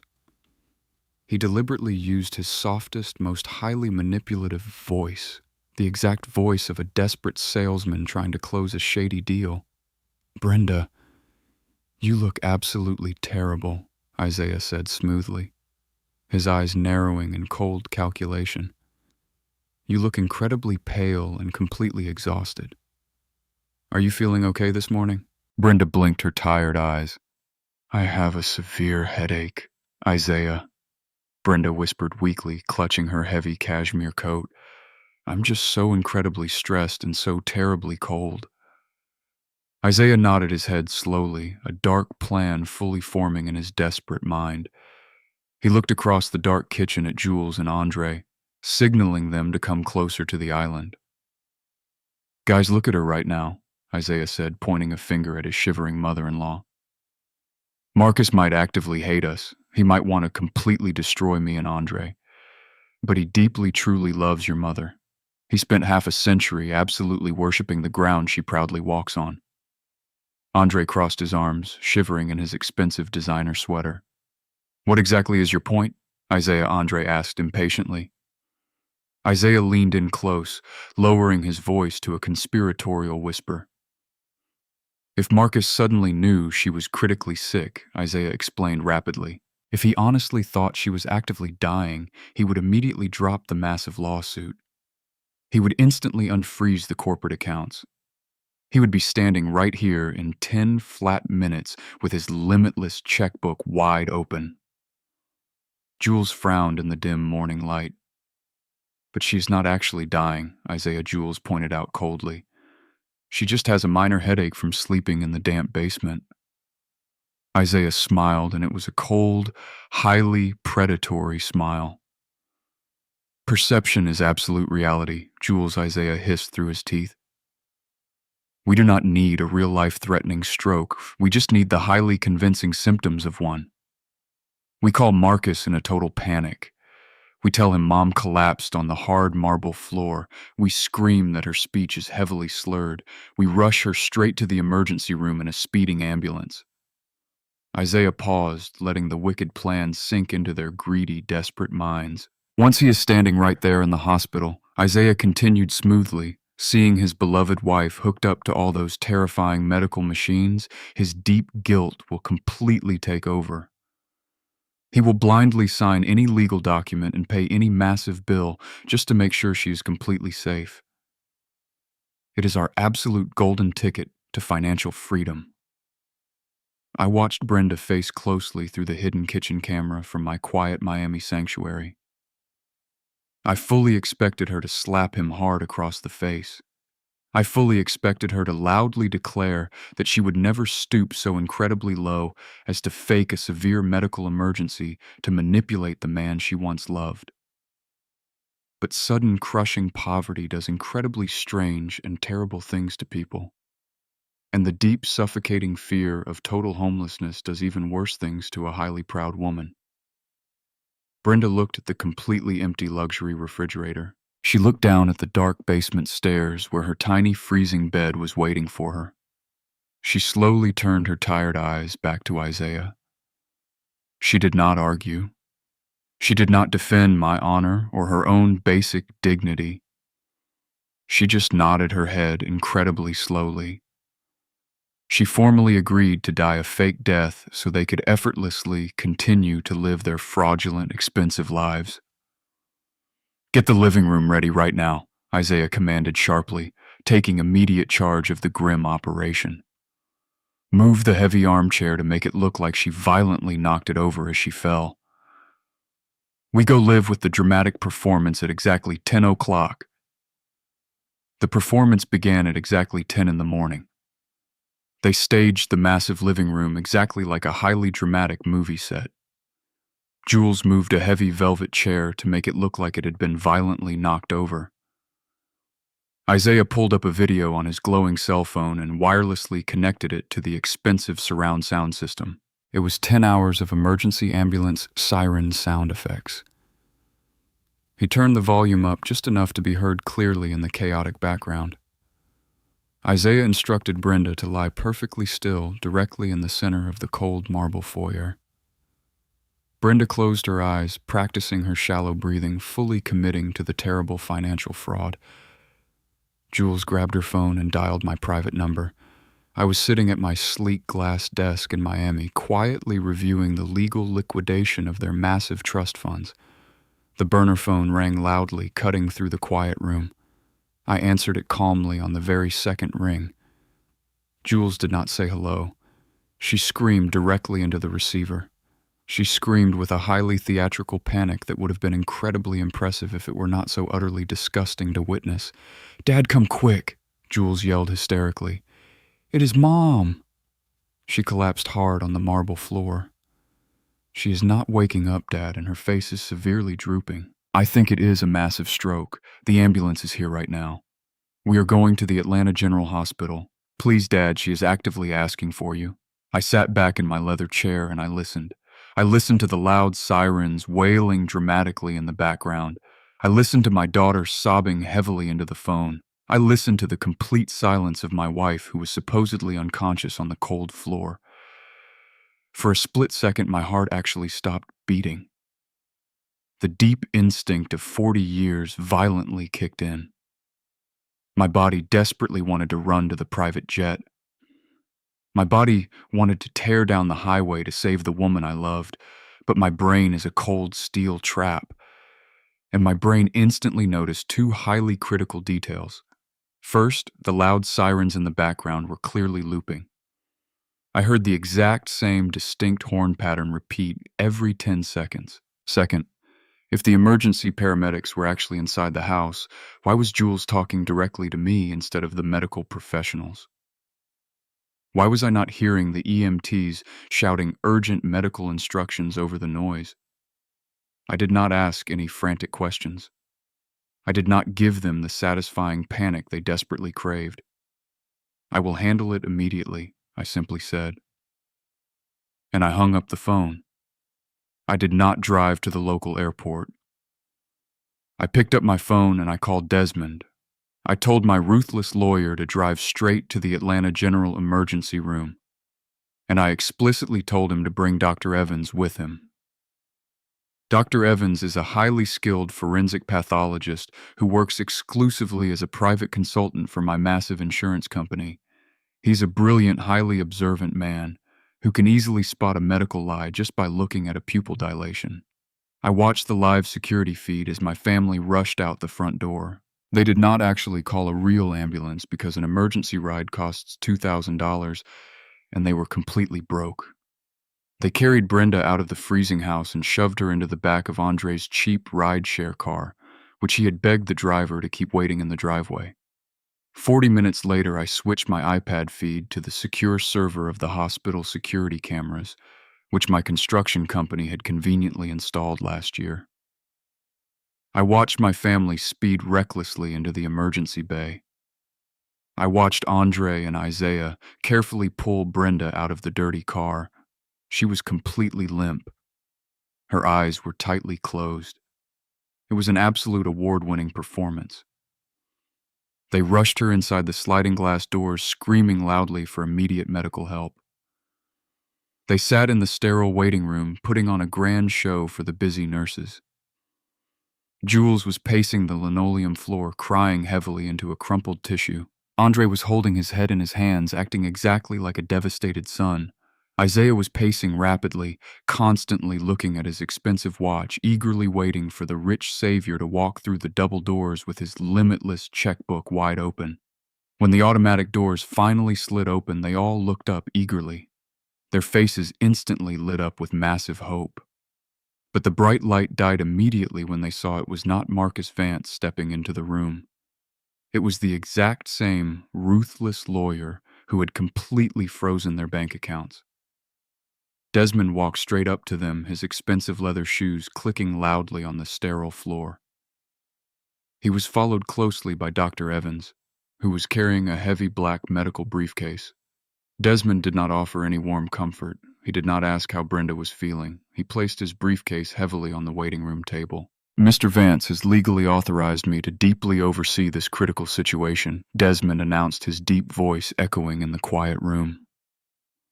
Since Mr. Vance is the primary policyholder for Brenda's premium medical insurance, he has the absolute legal right to independently verify the strict necessity of any emergency medical procedures. Isaiah stood up quickly, his face turning bright red with sudden anger and deep panic. "Get the hell out of here right now," Isaiah shouted, pointing a shaking finger at Desmond. "My mother-in-law is actively dying in that trauma room. We do not need a corporate lawyer. We need her husband. Where is Marcus?" Desmond adjusted his expensive glasses, completely unbothered by the loud outburst. "Marcus is completely devastated by the terrible news," Desmond replied smoothly, his tone dripping with cold sarcasm. "He is so deeply devastated that he wants to ensure Brenda gets the absolute best medical care in the entire world. That is exactly why he sent Dr. Evans today. Dr. Evans is an independent medical examiner. He is going to walk right into that trauma room and independently verify the severe diagnosis. If Brenda is indeed having a massive stroke, Marcus will fully authorize a private helicopter transfer to the best neurological facility in the country. He will gladly pay for absolutely everything." The greedy family exchanged a quick look of massive relief. They actually thought they had won. They thought they had successfully tricked me into paying. But Desmond was not finished speaking, and the trap was about to violently snap shut. The greedy family exchanged a quick look of massive relief. They actually thought they had won. They thought they had successfully tricked me into paying. But Desmond was not finished speaking, and the trap was about to violently snap shut. Desmond lowered his deep voice, making it sound incredibly dangerous in the quiet waiting room. "However, I must strictly warn you right now," Desmond said coldly. "Insurance fraud is a massive federal felony in this country. Filing a highly false medical claim to actively extort financial concessions is a severe crime punishable by up to 10 years in a federal prison." The heavy air instantly left the sterile waiting room. Jules completely stopped her fake theatrical crying. Andre went as pale as a ghost, gripping the plastic armrest of his chair. Isaiah looked like he was going to violently vomit all over the clean linoleum floor. They knew perfectly well that Brenda was completely fine. They explicitly knew that a real medical professional would see right through her terrible acting in exactly 5 seconds. If Dr. Evans walks into that sterile trauma room and officially finds that Brenda is medically stable, Desmond continued, pausing, deliberately, for maximum effect. If he formally determines that she is completely faking her severe symptoms, we will not only permanently deny coverage for this massive hospital bill, which will be roughly $5,000 just for walking through those sliding doors. We will also formally file immediate criminal charges against every single person who actively participated in this desperate, highly illegal conspiracy. Desmond turned his large frame smoothly to face Dr. Evans. "Doctor, please proceed directly to the main trauma room," Desmond instructed firmly. Dr. Evans nodded silently and started walking purposefully toward the swinging double doors. Pure, unadulterated panic completely took over the greedy family. Isaiah ran frantically after the doctor, his expensive sneakers squeaking loudly on the floor. He grabbed the doctor by the arm in sheer absolute desperation. "Wait just a minute," Isaiah stammered, sweating profusely under the bright fluorescent lights. "You cannot just go barging in there like that. It is highly private medical business." Desmond stepped smoothly in between them, his large shoulders completely blocking the hallway. "Marcus holds the absolute legal power of attorney over her massive insurance policy," Desmond stated with iron authority. "We have every legal right to inspect her immediately, unless, of course, you would deeply like to explicitly withdraw the entire medical claim right now, unless you would like to loudly admit to my face that this was all just a massive, foolish mistake." At that exact moment, the heavy swinging doors to the trauma area burst wide open. A real emergency room doctor walked out into the waiting area. He looked incredibly annoyed, angrily pulling his stethoscope from around his exhausted neck. He looked at the terrified family, and then he looked at Desmond. "Family of Brenda Vance," the doctor asked loudly, his voice echoing sharply. Jules stepped forward timidly, her voice shaking violently. "Is my mother okay?" Jules asked desperately, trying to keep up the failing charade. The doctor ripped off his blue rubber gloves and threw them aggressively into a nearby trash can. "She is miraculously completely fine," the doctor announced, his voice dripping with heavy, undisguised sarcasm. "Her vitals are absolutely perfect right now. Her brain scans are completely clear of any blockages. In fact, the very second I firmly mentioned that we desperately needed to do a highly painful spinal tap to quickly check for deep internal bleeding, she made a sudden and entirely complete recovery. She is currently sitting straight up in the hospital bed, actively complaining about the cold and asking a busy nurse for a glass of sparkling water." The furious doctor looked at my completely humiliated family with absolute pure disgust. "This is an active emergency room," the doctor practically yelled, leaning aggressively toward them. "We have innocent people actually dying of severe heart attacks today. We have innocent car accident victims actively bleeding out on my operating tables right now. And you selfish people bring in a perfectly healthy woman and stage a massive fake stroke just because you clearly have some toxic, twisted family drama." He pointed a highly aggressive finger directly at the automatic exit doors. "Get her out of my hospital right now," the doctor ordered furiously.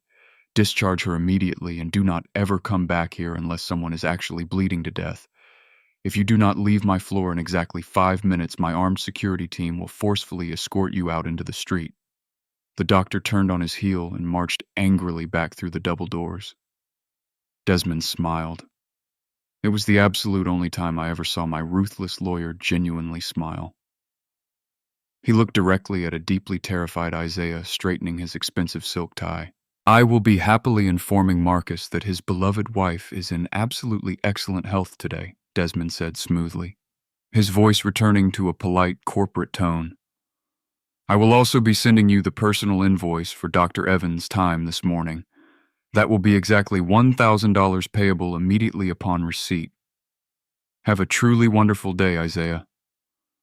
I watched the live security feed closely from Miami as my utterly defeated family walked slowly out of those sliding glass doors. 5 minutes later, Brenda was walking completely on her own 2 feet. She was looking firmly at the concrete ground, unable to meet anyone in the eye. She was absolutely profoundly humiliated. She had foolishly let her greedy children actively turn her into a desperate, pathetic liar. She had let them violently strip away her absolute last remaining shred of basic human dignity. Normal people walking in the busy hospital parking lot stopped and actively stared at them. They clearly saw a broken, completely toxic family that looked exactly like they had just been caught stealing money directly from a church collection plate. They piled silently into the back of a cheap rideshare car, completely unable to even speak to one another. I closed the secure video feed on my iPad, sitting quietly in my luxury penthouse. I did not feel deeply happy, and I did not feel wildly triumphant today. I felt a deep, profound sadness spreading heavily in my chest. I finally realized that my family was not just incredibly greedy or simply misguided. They were fundamentally broken. They had absolutely no moral compass left inside them. They had absolutely no bottom to their absolute depravity. But tomorrow morning, the true devastating financial hammer was going to drop incredibly hard on their heads. And after witnessing today pathetic, highly insulting performance, I had absolutely no reservations left about completely destroying their false reality. Thursday morning arrived with the absolute force of a massive hurricane. The freezing Buckhead estate was vibrating with the heavy tension of their deep humiliation at the hospital. The dark house was entirely silent, but it was not the peaceful silence of a quiet library. It was the deeply tense silence of a bomb squad waiting for a digital timer to hit absolute zero. I sat comfortably in my Miami penthouse watching the high-definition security feed of the grand front porch. I knew the exact daily schedule of the county sheriff far better than my own foolish children did. I knew that at exactly 9:15 in the morning, the dark green patrol car would roll slowly up the long driveway. And right on time there it was as highly punctual as absolute death. A heavy-set deputy stepped slowly out of the running car. He walked up the pristine stone steps with a heavy, highly determined stride. He did not ring the expensive doorbell. He did not knock on the thick wood to politely ask if anyone was currently home. He was absolutely not there to chat. He pulled a heavy metal staple gun directly from his leather belt. He held a bright orange piece of paper firmly against the custom mahogany front door. The incredibly loud sound of the metal staples driving violently into the expensive wood echoed sharply through the quiet house like real gunshots. The deputy immediately turned around, walked briskly back to his patrol car, and drove away down the long driveway. Andre opened the heavy door exactly 10 seconds later. He was wearing the exact same wrinkled clothes he had worn to the hospital yesterday. He looked out at the bright orange paper. He tried to pull it off quickly, but the cheap paper tore badly, leaving jagged orange corners stuck permanently to the beautiful wood. He read the bold black letters printed at the very top. Notice of severe foreclosure proceedings. He fell directly to his weak knees, literally collapsing on the cold stone porch. I watched my incredibly arrogant son, the man who foolishly thought he was a corporate king, completely collapse on his very own expensive doormat. He screamed loudly for his mother, a primal, deeply terrified sound that cut right through the freezing air. The entire greedy family quickly gathered in the dark foyer. Brenda came running slowly from the basement maid quarters, Kendra ran down the grand stairs, and Jules and Isaiah emerged quickly from the freezing living room. They all stared in absolute horror at the torn orange paper in Andre's shaking hand. It was a formal legal notice from the First National Bank. It explicitly stated that the massive property located in Buckhead was in severe financial default. It clearly stated that the bank was initiating the legal process to seize the entire home and sell it at a highly public auction to aggressively recover the massive outstanding debt. Kendra snatched the torn paper from his trembling hand. She was physically shaking with pure rage. "This is a massive mistake," Kendra yelled loudly. "Marcus proudly paid off this entire house 20 years ago. I saw the absolute proof of the original paperwork. The estate is completely free and clear. It is worth $5 million. We legally own it right now." I took a slow sip of my hot espresso in Miami. "Oh, Kendra," I whispered quietly to the empty room. "You only saw exactly what I actively wanted you to see. You saw the massive, beautiful asset, but you never bothered to look for the hidden, deadly liability. The actual truth was far more complicated and far more financially deadly. Yes, I had indeed paid off the original massive mortgage way back in the 90s. But 5 years ago, when I quietly started planning my absolute exit strategy, I took out a massive home equity loan. I secretly borrowed $800,000 directly against the enormous value of the Buckhead estate. I used that exact money to fully fund the startup capital for my offshore accounts, which were now happily paying for my peaceful new life in Miami. The grand house was not a free asset. It was heavily burdened collateral. But here was the absolute brilliant trap. Here was the specific legal clause that Desmond and I had buried deeply in the tiny fine print of the loan agreement. It is formally called the due on sale clause. It is a highly standard provision in almost every commercial mortgage contract in America, but foolish, greedy people absolutely never read it. It strictly states that if the valuable property is sold, or if the legal title is officially transferred to a brand new owner, the massive lender has the absolute right to demand the immediate full repayment of the entire loan balance. When Brenda completely ambushed me and publicly demanded the house in the divorce, she loudly demanded that the title be transferred solely into her name. I gladly agreed and signed the quit-claim deed right on the hood of my Cadillac. That quick signature was the absolute trigger.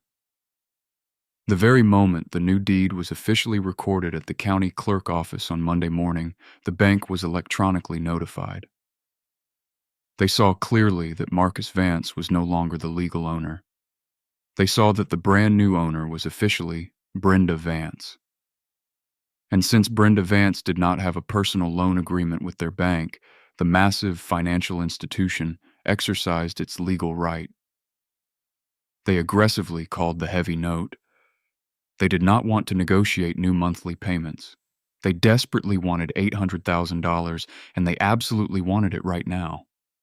Andre dialed the emergency number prominently listed on the foreclosure notice.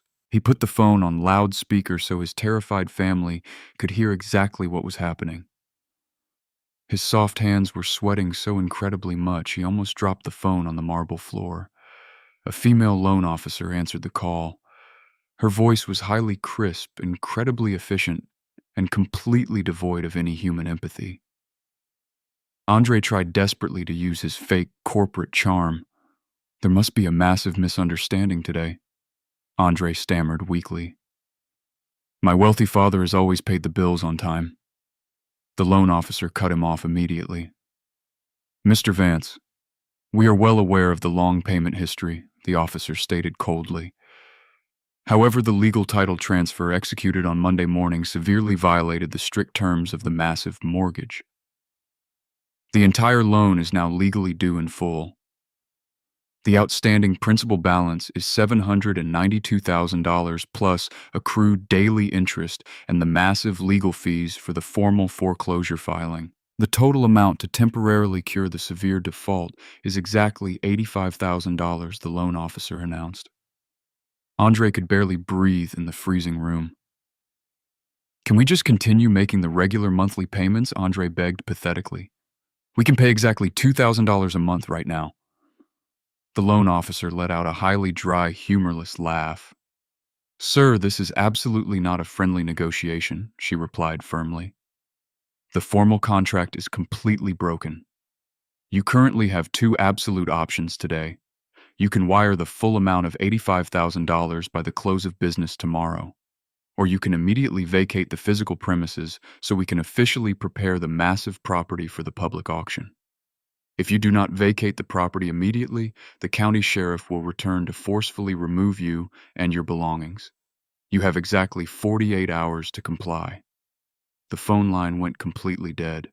The terrifying number hung heavily in the air, like a sharp guillotine blade waiting to drop.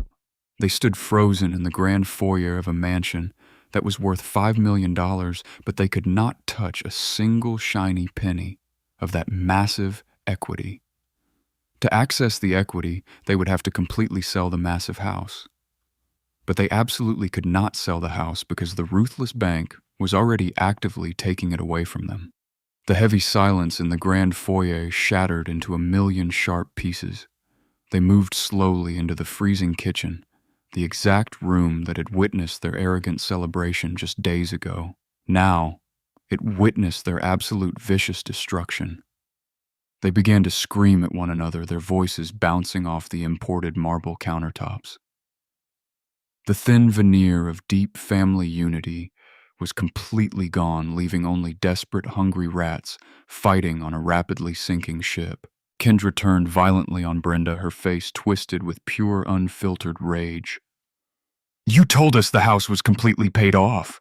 Kendra screamed loudly, pointing a shaking finger directly at the older woman. "You told us we were incredibly rich. You lied to all of us, Brenda, and you trapped us in this freezing nightmare." Brenda was weeping softly, clutching her heavy cashmere coat tightly against her shivering chest. "I honestly thought it was paid off," Brenda sobbed quietly. "Marcus handled all the complicated financial papers. He never told me about a hidden equity loan." Jules slammed her open palm hard against the marble island. "Marcus completely played all of us." Jules yelled, her voice echoing in the dark room. "He explicitly knew this massive foreclosure would happen. He handed us a live grenade and he simply walked away." Andre put his heavy head in his trembling hands, leaning heavily against the cold kitchen counter. "It absolutely does not matter whose fault it is right now," Andre muttered miserably. "We are going to be entirely homeless in exactly 48 hours. Where are we legally going to go? We have absolutely no money in the bank. We have zero available credit. And we have absolutely no friends left in the city because Kendra Liv streamed our dirty laundry to the entire world." Kendra stood up straight, pacing the dark kitchen like a deeply caged, highly dangerous animal. "We have to sell something right now," Kendra said frantically, her eyes darting around the empty room. "We have to pawn something valuable. There has to be something left in this massive house that is actually worth real money." She looked aggressively around the freezing kitchen. The walls were completely bare because she had carelessly thrown away the expensive African art. The heavy furniture was heavily used and would not fetch enough quick cash to save them. The luxury cars were heavily leased and already officially flagged for immediate repossession. And then Kendra looked directly at Brenda. She looked closely at her trembling, wrinkled hands. Specifically, Kendra stared intensely at Brenda's left hand. Brenda was still proudly wearing her massive diamond wedding ring. It was a flawless 5-carat solitaire diamond set in heavy platinum. I had personally upgraded it for our 35th anniversary, purchasing it directly from a private jeweler in Antwerp.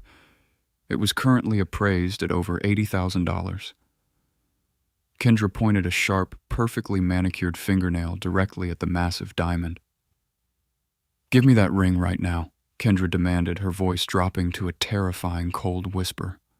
Brenda gasped loudly, immediately covering her left hand with her right. She looked at her ruthless daughter-in-law with absolute wide-eyed horror. "No, Kendra, Brenda cried out, stepping backward toward the freezing hallway. This is my sacred wedding ring. This is the absolute last valuable thing I have left in this world. Kendra lunged violently across the dark kitchen. She grabbed Brenda's frail wrist with shocking, brutal force. Give it to me, you foolish old woman, Kendra screamed directly into Brenda's face.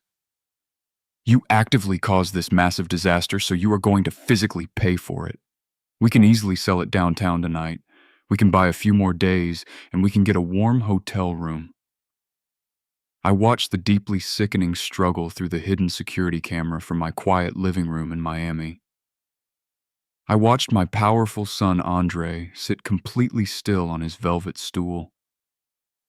He actively watched his aggressive wife physically assault his vulnerable mother. He watched Kendra claw viciously at the massive diamond ring, trying to forcefully rip it right off Brenda's finger. Andre did absolutely nothing. He was far too broken and far too cowardly to intervene in the vicious attack. It was finally Jules who physically pulled Kendra away. She did not intervene out of deep kindness or fierce loyalty to her mother. She intervened out of cold, hard logic. Jules shoved Kendra hard against the custom refrigerator, shouting loudly for her to completely stop. $80,000 will not save us right now, Jules yelled furiously, panting heavily in the cold air. We need over $800,000 for the ruthless bank and another $45,000 for the angry tax collector. That diamond ring is just a tiny drop in a massive bucket. We need an absolute miracle tonight. Isaiah stood completely silent in the dark shadows of the kitchen. He watched his violent family tear each other apart over a single piece of jewelry. He did not care about the massive mortgage or the unpaid tax bill. He only cared about the $30,000 he personally owed to the violent men in the city. He looked at Brenda crying in the corner, clutching her bruised hand. He knew exactly where she had moved her heavy mahogany jewelry box when she was brutally evicted to the basement. He knew it contained the heavy gold necklaces and the flawless sapphire earrings I had bought her in Paris. While the loud ones were aggressively screaming, the quiet one was deeply calculating his own desperate exit strategy. The loud, vicious arguing continued for hours in the freezing dark. They went around in endless toxic circles. They aggressively blamed me. They blamed the massive bank. They blamed the local government. They blamed each other. But they never once stopped to look in a cold mirror and actively blame their own massive, unearned greed. Friday morning arrived, bringing a new level of absolute desperation to the freezing Buckhead estate. The physical violence over the diamond ring had failed to produce any actual cash, so Kendra and Jules decided to weaponize the only asset they had left. They decided to weaponize my good name. Since they could not pay the ruthless bank with actual money, they foolishly believed they could pay with a highly fabricated narrative. They wanted to completely destroy my pristine reputation, hoping I would be forced to settle just to comfortably show my face in public again. I sat in my warm Miami penthouse with Desmond sitting quietly by my side. We were actively watching the live video feed from Kendra's massive social media account.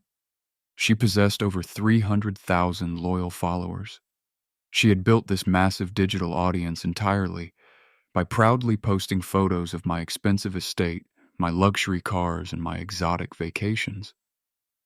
She had falsely pretended for years that she and Andre were highly successful self-made moguls. Now she was desperately using that exact same platform to paint herself as a tragic, deeply abused martyr. At exactly 10 in the morning, the bright notification popped up on my glowing tablet screen. Kendra is broadcasting live. The video feed opened, showing a highly calculated, deeply manipulative scene. They had staged the dark living room perfectly.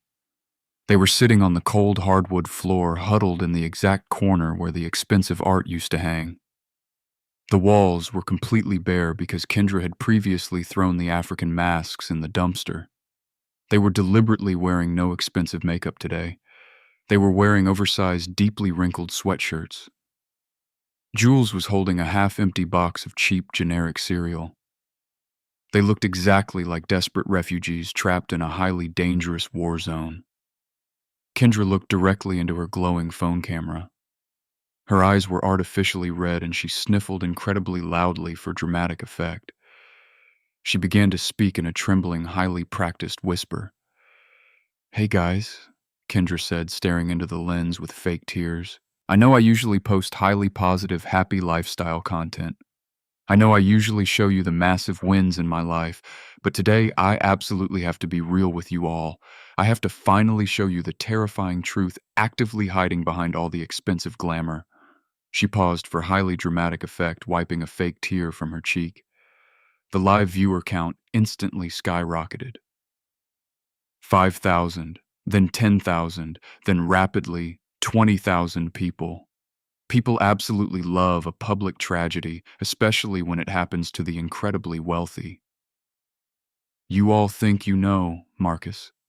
Vance," Kendra continued, her voice shaking with fake trauma. "You all know him as the proud pillar of the Atlanta community, the generous philanthropist, and the highly successful real estate businessman. But you absolutely do not know the vicious monster who actively lives behind these closed doors. For years, my husband and I have lived in absolute suffocating terror. For years, we have been the silent, deeply suffering victims of his severe financial and emotional abuse." Jules immediately chimed in, leaning her head on Kendra's shoulder, playing the role of the broken daughter perfectly. "My dad has a terrible secret life," Jules cried out to the thousands of strangers. "He has a massive, highly destructive gambling problem. He has a secret mistress hiding in the Cayman Islands. That is exactly where all the family money went. That is the real reason he completely cut us off without warning. He is actively funneling our generational family fortune to a terrible woman half his age, while his loyal wife of 40 years is forced to sleep on a thin mattress on the freezing basement floor." The live comments section completely exploded. People were typing furiously in all capital letters. They were calling me a disgusting pig. They were calling me a toxic narcissist. They were loudly demanding immediate justice for the poor, starving family. Kendra quickly ramped up the terrible performance, seeing the massive engagement numbers climbing higher. "It gets so much worse, guys," Kendra sobbed, looking incredibly terrified of her own shadow. "When we finally confronted him about the missing money, he became incredibly violent. He physically hit Andre in the face. He aggressively threatened to kill all of us if we ever told anyone the absolute truth. And now he has illegally locked all of our bank accounts. We have absolutely no food left in the house. My poor mother-in-law is literally starving to death. We are actively eating dry cereal today because he desperately wants to punish us for finally speaking the truth." Kendra leaned extremely close to the camera, her eyes wide and pleading. "Please," Kendra begged, her voice cracking perfectly. "If you can find it in your hearts to help us today, there is a secure donation link right in my bio. We are not asking for much. We just desperately need some money to hire a legal defense lawyer and to buy some basic groceries to survive the cold weekend. Please help us fight back against this absolute monster." I sat in my leather chair, staring at the glowing screen. My heart was pounding heavily in my chest, but it was absolutely not pounding with fear. It was pounding with a cold, deep, and highly calculated rage. They had completely crossed the absolute final line. They had not just lied to my face anymore. They had publicly assassinated my deeply respected character. They had falsely accused me of terrible domestic violence. They had falsely accused me of gross infidelity. These were incredibly destructive lies that absolutely could not be unsaid. These were the kind of massive lies that would follow me straight to my grave if I did not legally and publicly execute them right now. I looked over at Desmond. My ruthless lawyer had his finger resting heavily on the enter key of his secure laptop. He looked at me completely calm, waiting for the final word. "Are you completely ready?" Marcus, Desmond asked simply. I looked back at Kendra's face on the screen. She was crying perfectly on command. She was aggressively begging for small dollars from hardworking strangers while comfortably sitting inside a $5 million mansion that I had fully paid for with my own blood and sweat. Burn their entire world down to the absolute ground, Desmond Vere commanded, my voice cold as ice. Release the complete truth right now. Desmond pressed the key, and the heavy machinery of absolute justice finally roared to life. Desmond pressed the heavy key, and the digital dossier was instantly launched into the ether. We did not post a simple angry status update on our personal social media accounts. We went directly to the massive, highly ruthless entertainment press. Desmond had a deep, highly secured connection at the largest celebrity news outlet in the country. We sent them a highly encrypted digital dossier titled The Absolute Truth About the Vance Family. It contained 2 massive video files and 1 heavily detailed, highly certified financial document. The absolute effect was completely instantaneous. While Kendra was still actively crying her fake tears on her live stream, the bright notification bubbles started popping up aggressively on the glowing screens of her thousands of viewers. The massive celebrity news outlet had officially broken the highly explosive story. The viral headline was absolutely brutal and deeply unforgiving. Luxury influencer completely caught in a massive web of lies as secret video evidence actively reveals intense racism and severe elder abuse. The very first video file was the incredibly crisp, high-definition security footage from Sunday morning. It clearly showed Kendra standing proudly in the grand foyer of the Buckhead estate. The internal audio was perfectly clear. The entire world explicitly heard her loudly declare that the original African-American art was incredibly ugly. They heard her specifically call the beautiful, deeply historic tribal masks spooky trash. They clearly heard her arrogant voice aggressively ordering the moving men to throw the deep black history directly into a dirty dumpster because she desperately wanted a sterile white aesthetic.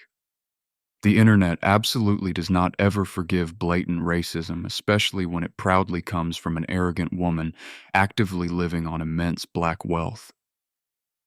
The live comments on her desperate stream completely stopped being supportive in a single heartbeat.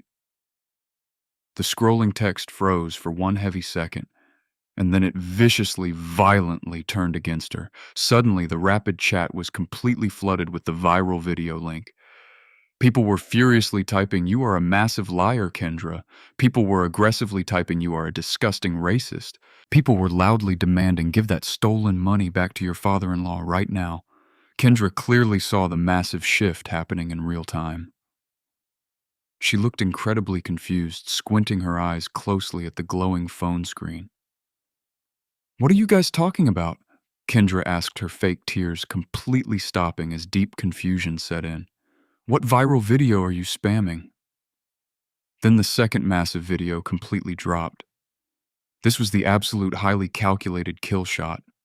It was the flawless infrared footage from the dark kitchen exactly 2 nights ago. It clearly showed Kendra and Andre aggressively screaming viciously at Brenda. It explicitly showed Kendra pointing her sharp finger directly toward the freezing basement stairs. It showed the entire world exactly who the real highly toxic abuser was. They explicitly heard Kendra call her vulnerable mother-in-law a severe financial burden. They clearly heard Andre aggressively tell the frail woman to get completely out of their way. They explicitly saw an elderly woman being brutally evicted from her own master bedroom to sleep on a thin mattress in a freezing damp closet. The false narrative of the poor, highly victimized daughter-in-law completely evaporated in an instant. In its exact place stood a vicious, incredibly greedy monster who actively abused an old woman and erased black culture for digital views. But I was absolutely not finished destroying their false reality. The detailed financial document rapidly began to intensely circulate across every social platform. It was a formal, legally certified summary of my personal bank statements spanning the last 10 solid years. I explicitly highlighted the massive, highly unearned numbers for the entire world to clearly see. $200,000 fully wasted on Andre, failed business ventures. $50,000 completely burned on Kendra fake lifestyle brand. $3,000 a month for heavily leased luxury cars that they pretended to own. The heavy document ended with a simple, incredibly brutal summary. Total financial support generously provided by Marcus Vance to his adult children, over $4 million. Total balance of Marcus Vance's secret gambling and mistress accounts exactly zero because they absolutely do not exist. The absolute truth hit the internet exactly like a massive nuclear bomb. The fake donation link in Kendra bio was immediately and aggressively flagged for severe financial fraud by thousands of users. The live comment section became a rapid, chaotic blur of intense, pure hatred, spinning so incredibly fast that the individual text was completely unreadable. Kendra and Jules were still actively broadcasting live from the cold floor. They simply did not deeply understand the massive scale of what was actively happening until Kendra's personal cell phone began to ring loudly. It was absolutely not a generous donation notification. It was her massive talent agent, the powerful corporate woman who actively secured all her expensive brand deals. Kendra foolishly answered the incoming call on loud speakerphone because she was heavily panicking in the dark room. The furious, highly aggressive voice of her agent boomed rapidly through the freezing living room and directly into the live audio stream. "Kendra, you need to turn off that live feed right now," the agent screamed at the absolute top of her lungs. Kendra stammered weakly, her arrogant face turning perfectly white. Why, Kendra asked, what is actively happening to my brand? The agent screamed again, "You are actively trending #1 on the entire internet, Kendra, but absolutely not in a good way. The terrible video of you throwing away the historic African art is completely viral everywhere. The massive cosmetics brand just called my office. They are officially dropping your lucrative contract right now. The luxury clothing company is completely dropping you. Every single corporate sponsor is dropping you this exact second. You are entirely toxic, Kendra. Do not ever call my office again. I am legally sending you a formal termination letter right now." The phone line went completely dead. Kendra stared blankly at the dark phone. Her arrogant face went completely slack. She looked at the live viewer count. It was currently sitting at over 80,000 people, but they were absolutely not there to financially help her. They were actively there to enthusiastically watch her highly public execution. Kendra let out a highly genuine, absolutely terrified scream and quickly ended the live stream. But it was far too late. The internet is completely forever. Someone had already screen recorded the entire pathetic breakdown. Jules let out a loud, highly panicked wail next to her. Dad posted the real bank statements online. Jules sobbed heavily, looking at her own glowing screen. "All my wealthy friends are actively texting me right now. They are viciously laughing at us. They explicitly know we are completely broke and they know we are massive liars." Kendra threw her expensive phone violently across the freezing room. It smashed directly against the hard wall, shattering into pieces. She fell heavily to the hardwood floor, screaming and crying into the empty space. This time, the bitter tears were entirely real. She had permanently lost the absolute only thing she deeply cared about more than stolen money. She had fully lost her massive digital influence. She was absolutely no longer Kendra, the rich lifestyle guru. She was just Kendra, the racist, abusive, entirely ruined grifter. I closed my laptop with a highly satisfying click, and the quiet, beautiful peace in my Miami apartment completely returned.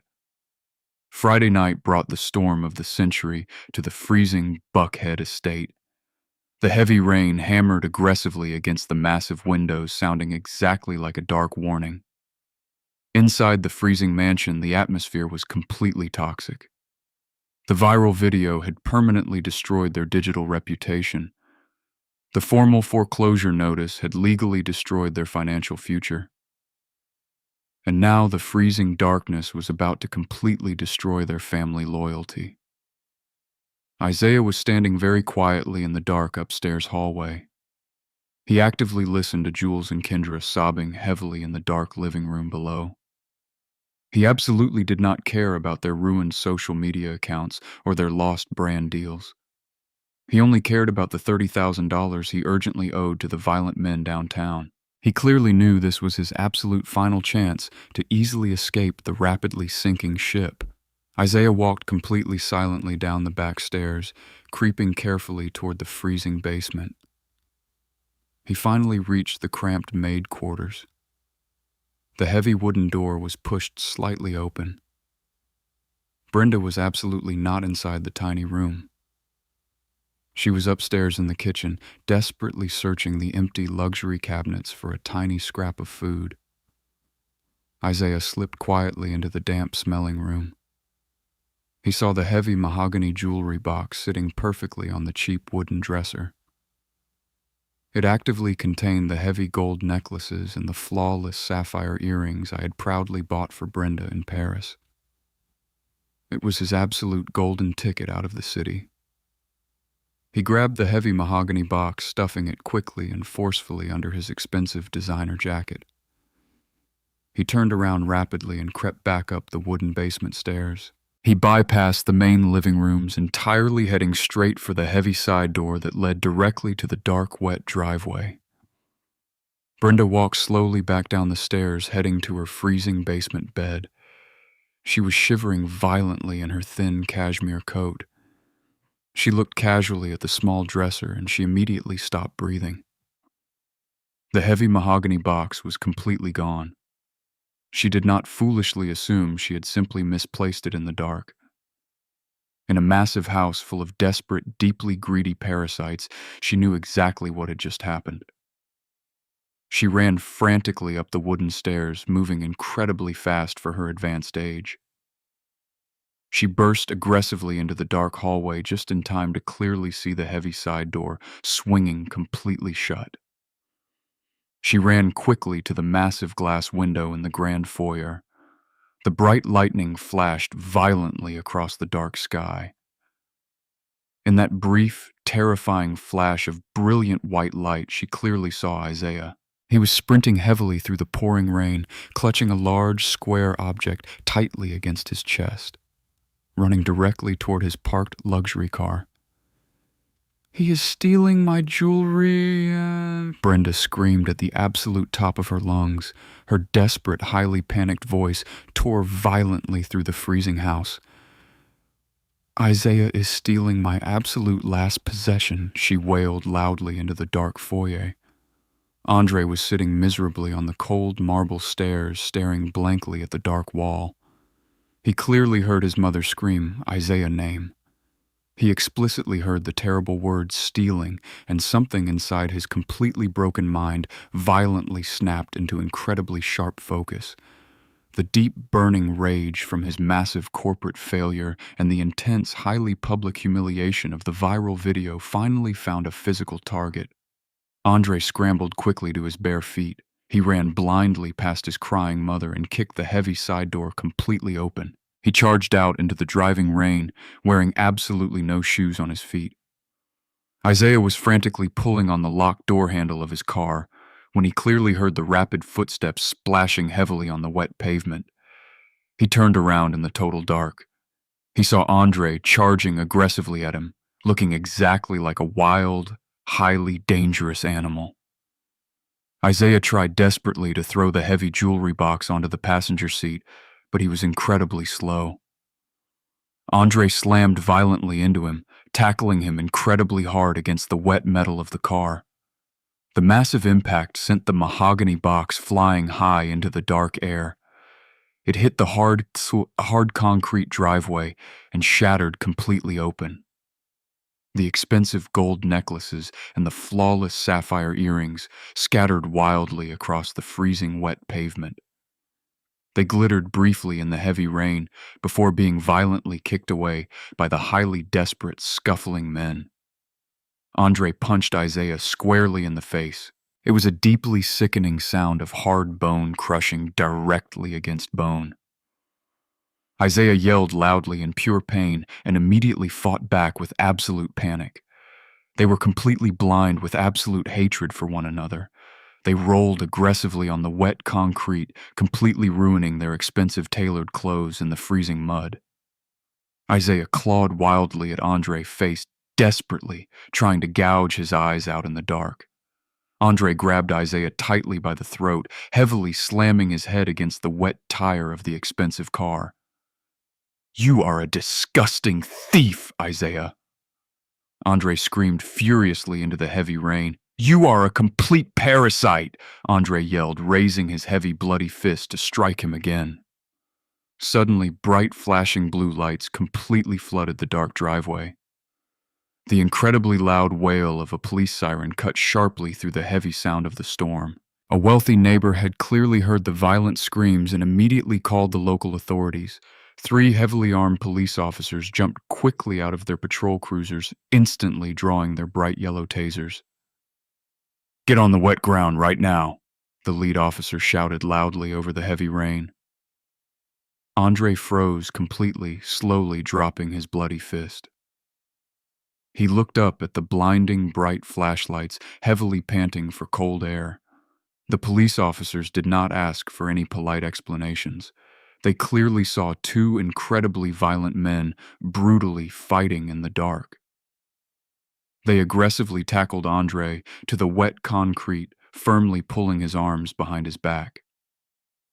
They dragged a heavily bleeding Isaiah up from the mud and tightly cuffed his wrists as well. "He explicitly stole my mother diamonds!" Andre screamed frantically at the arresting officers, pointing his cuffed hands at the ground. The officer simply looked down at the expensive jewelry scattered carelessly in the dirty puddles. "Tell it directly to the judge tomorrow morning," the officer replied coldly. "You are both formally under arrest tonight for severe assault and heavily disturbing the public peace." They forcefully shoved my arrogant son and my desperate son-in-law into the back of 2 separate patrol cars. The heavy doors slammed completely shut. I sat in my quiet Miami penthouse watching the bright red tail lights fade slowly into the dark storm. The police officers carefully gathered up the scattered jewelry from the mud, placing it securely into a clear plastic evidence bay, officially taking away Brenda's absolute last financial lifeline. The greedy rats had finally eaten each other alive, and the grand house was completely silent once again. The flashing blue lights faded completely into the dark Georgia storm. I sat in the absolute quiet of my Miami penthouse, watching the live security feed on my glowing tablet. The massive Buckhead estate, a $5 million fortress that I built from the ground up, was now entirely silent. It was not the peaceful silence of a warm, loving home. It was the devastating, hollow silence of a massive tomb immediately after the heavy stone door has been permanently sealed. Inside the freezing foyer, the heavy side door remained wide open. The cold rain blew fiercely onto the expensive marble floor, mixing with the dark mud and the fresh blood left behind by my foolish son. Kendra stood perfectly still at the very top of the grand sweeping staircase. She looked down in absolute silence at the complete, utter wreckage of her highly orchestrated life. She did not run down the wooden stairs to help Brenda, who was kneeling completely frozen on the cold stone. She did not immediately call an expensive defense lawyer for her husband, who was currently sitting in the back of a wet police cruiser. Kendra was a highly calculating parasite, and she clearly recognized that the massive host organism was completely dead. I watched closely through the infrared bedroom camera as Kendra turned around and walked swiftly back into the dark guest suite. She did not shed a single genuine tear for Andre. She moved with a cold, ruthless efficiency. She pulled her expensive designer suitcases directly from the top shelf of the massive closet. She aggressively packed her expensive silk blouses, her imported designer shoes, and her highly expensive makeup. She completely ignored Andre custom-tailored suits. She was only packing for one person tonight. She zipped the heavy bags shut, pulled her thick designer coat tightly around her shoulders, and walked right out of the room. She dragged the heavy rolling suitcases down the dark, sweeping staircase. The plastic wheels clacked loudly against the cold wood, a harsh, highly rhythmic sound echoing violently through the empty mansion. Brenda was still kneeling slowly in the dark foyer, shivering violently in her thin cashmere coat. She looked up with wide, completely terrified eyes as her ruthless daughter-in-law stepped right over the broken glass and the muddy footprints. "Where are you going, Kendra?" Brenda asked, her voice cracking with deep, absolute despair. Kendra did not even pause her rapid steps. She did not offer a single word of warm comfort or basic human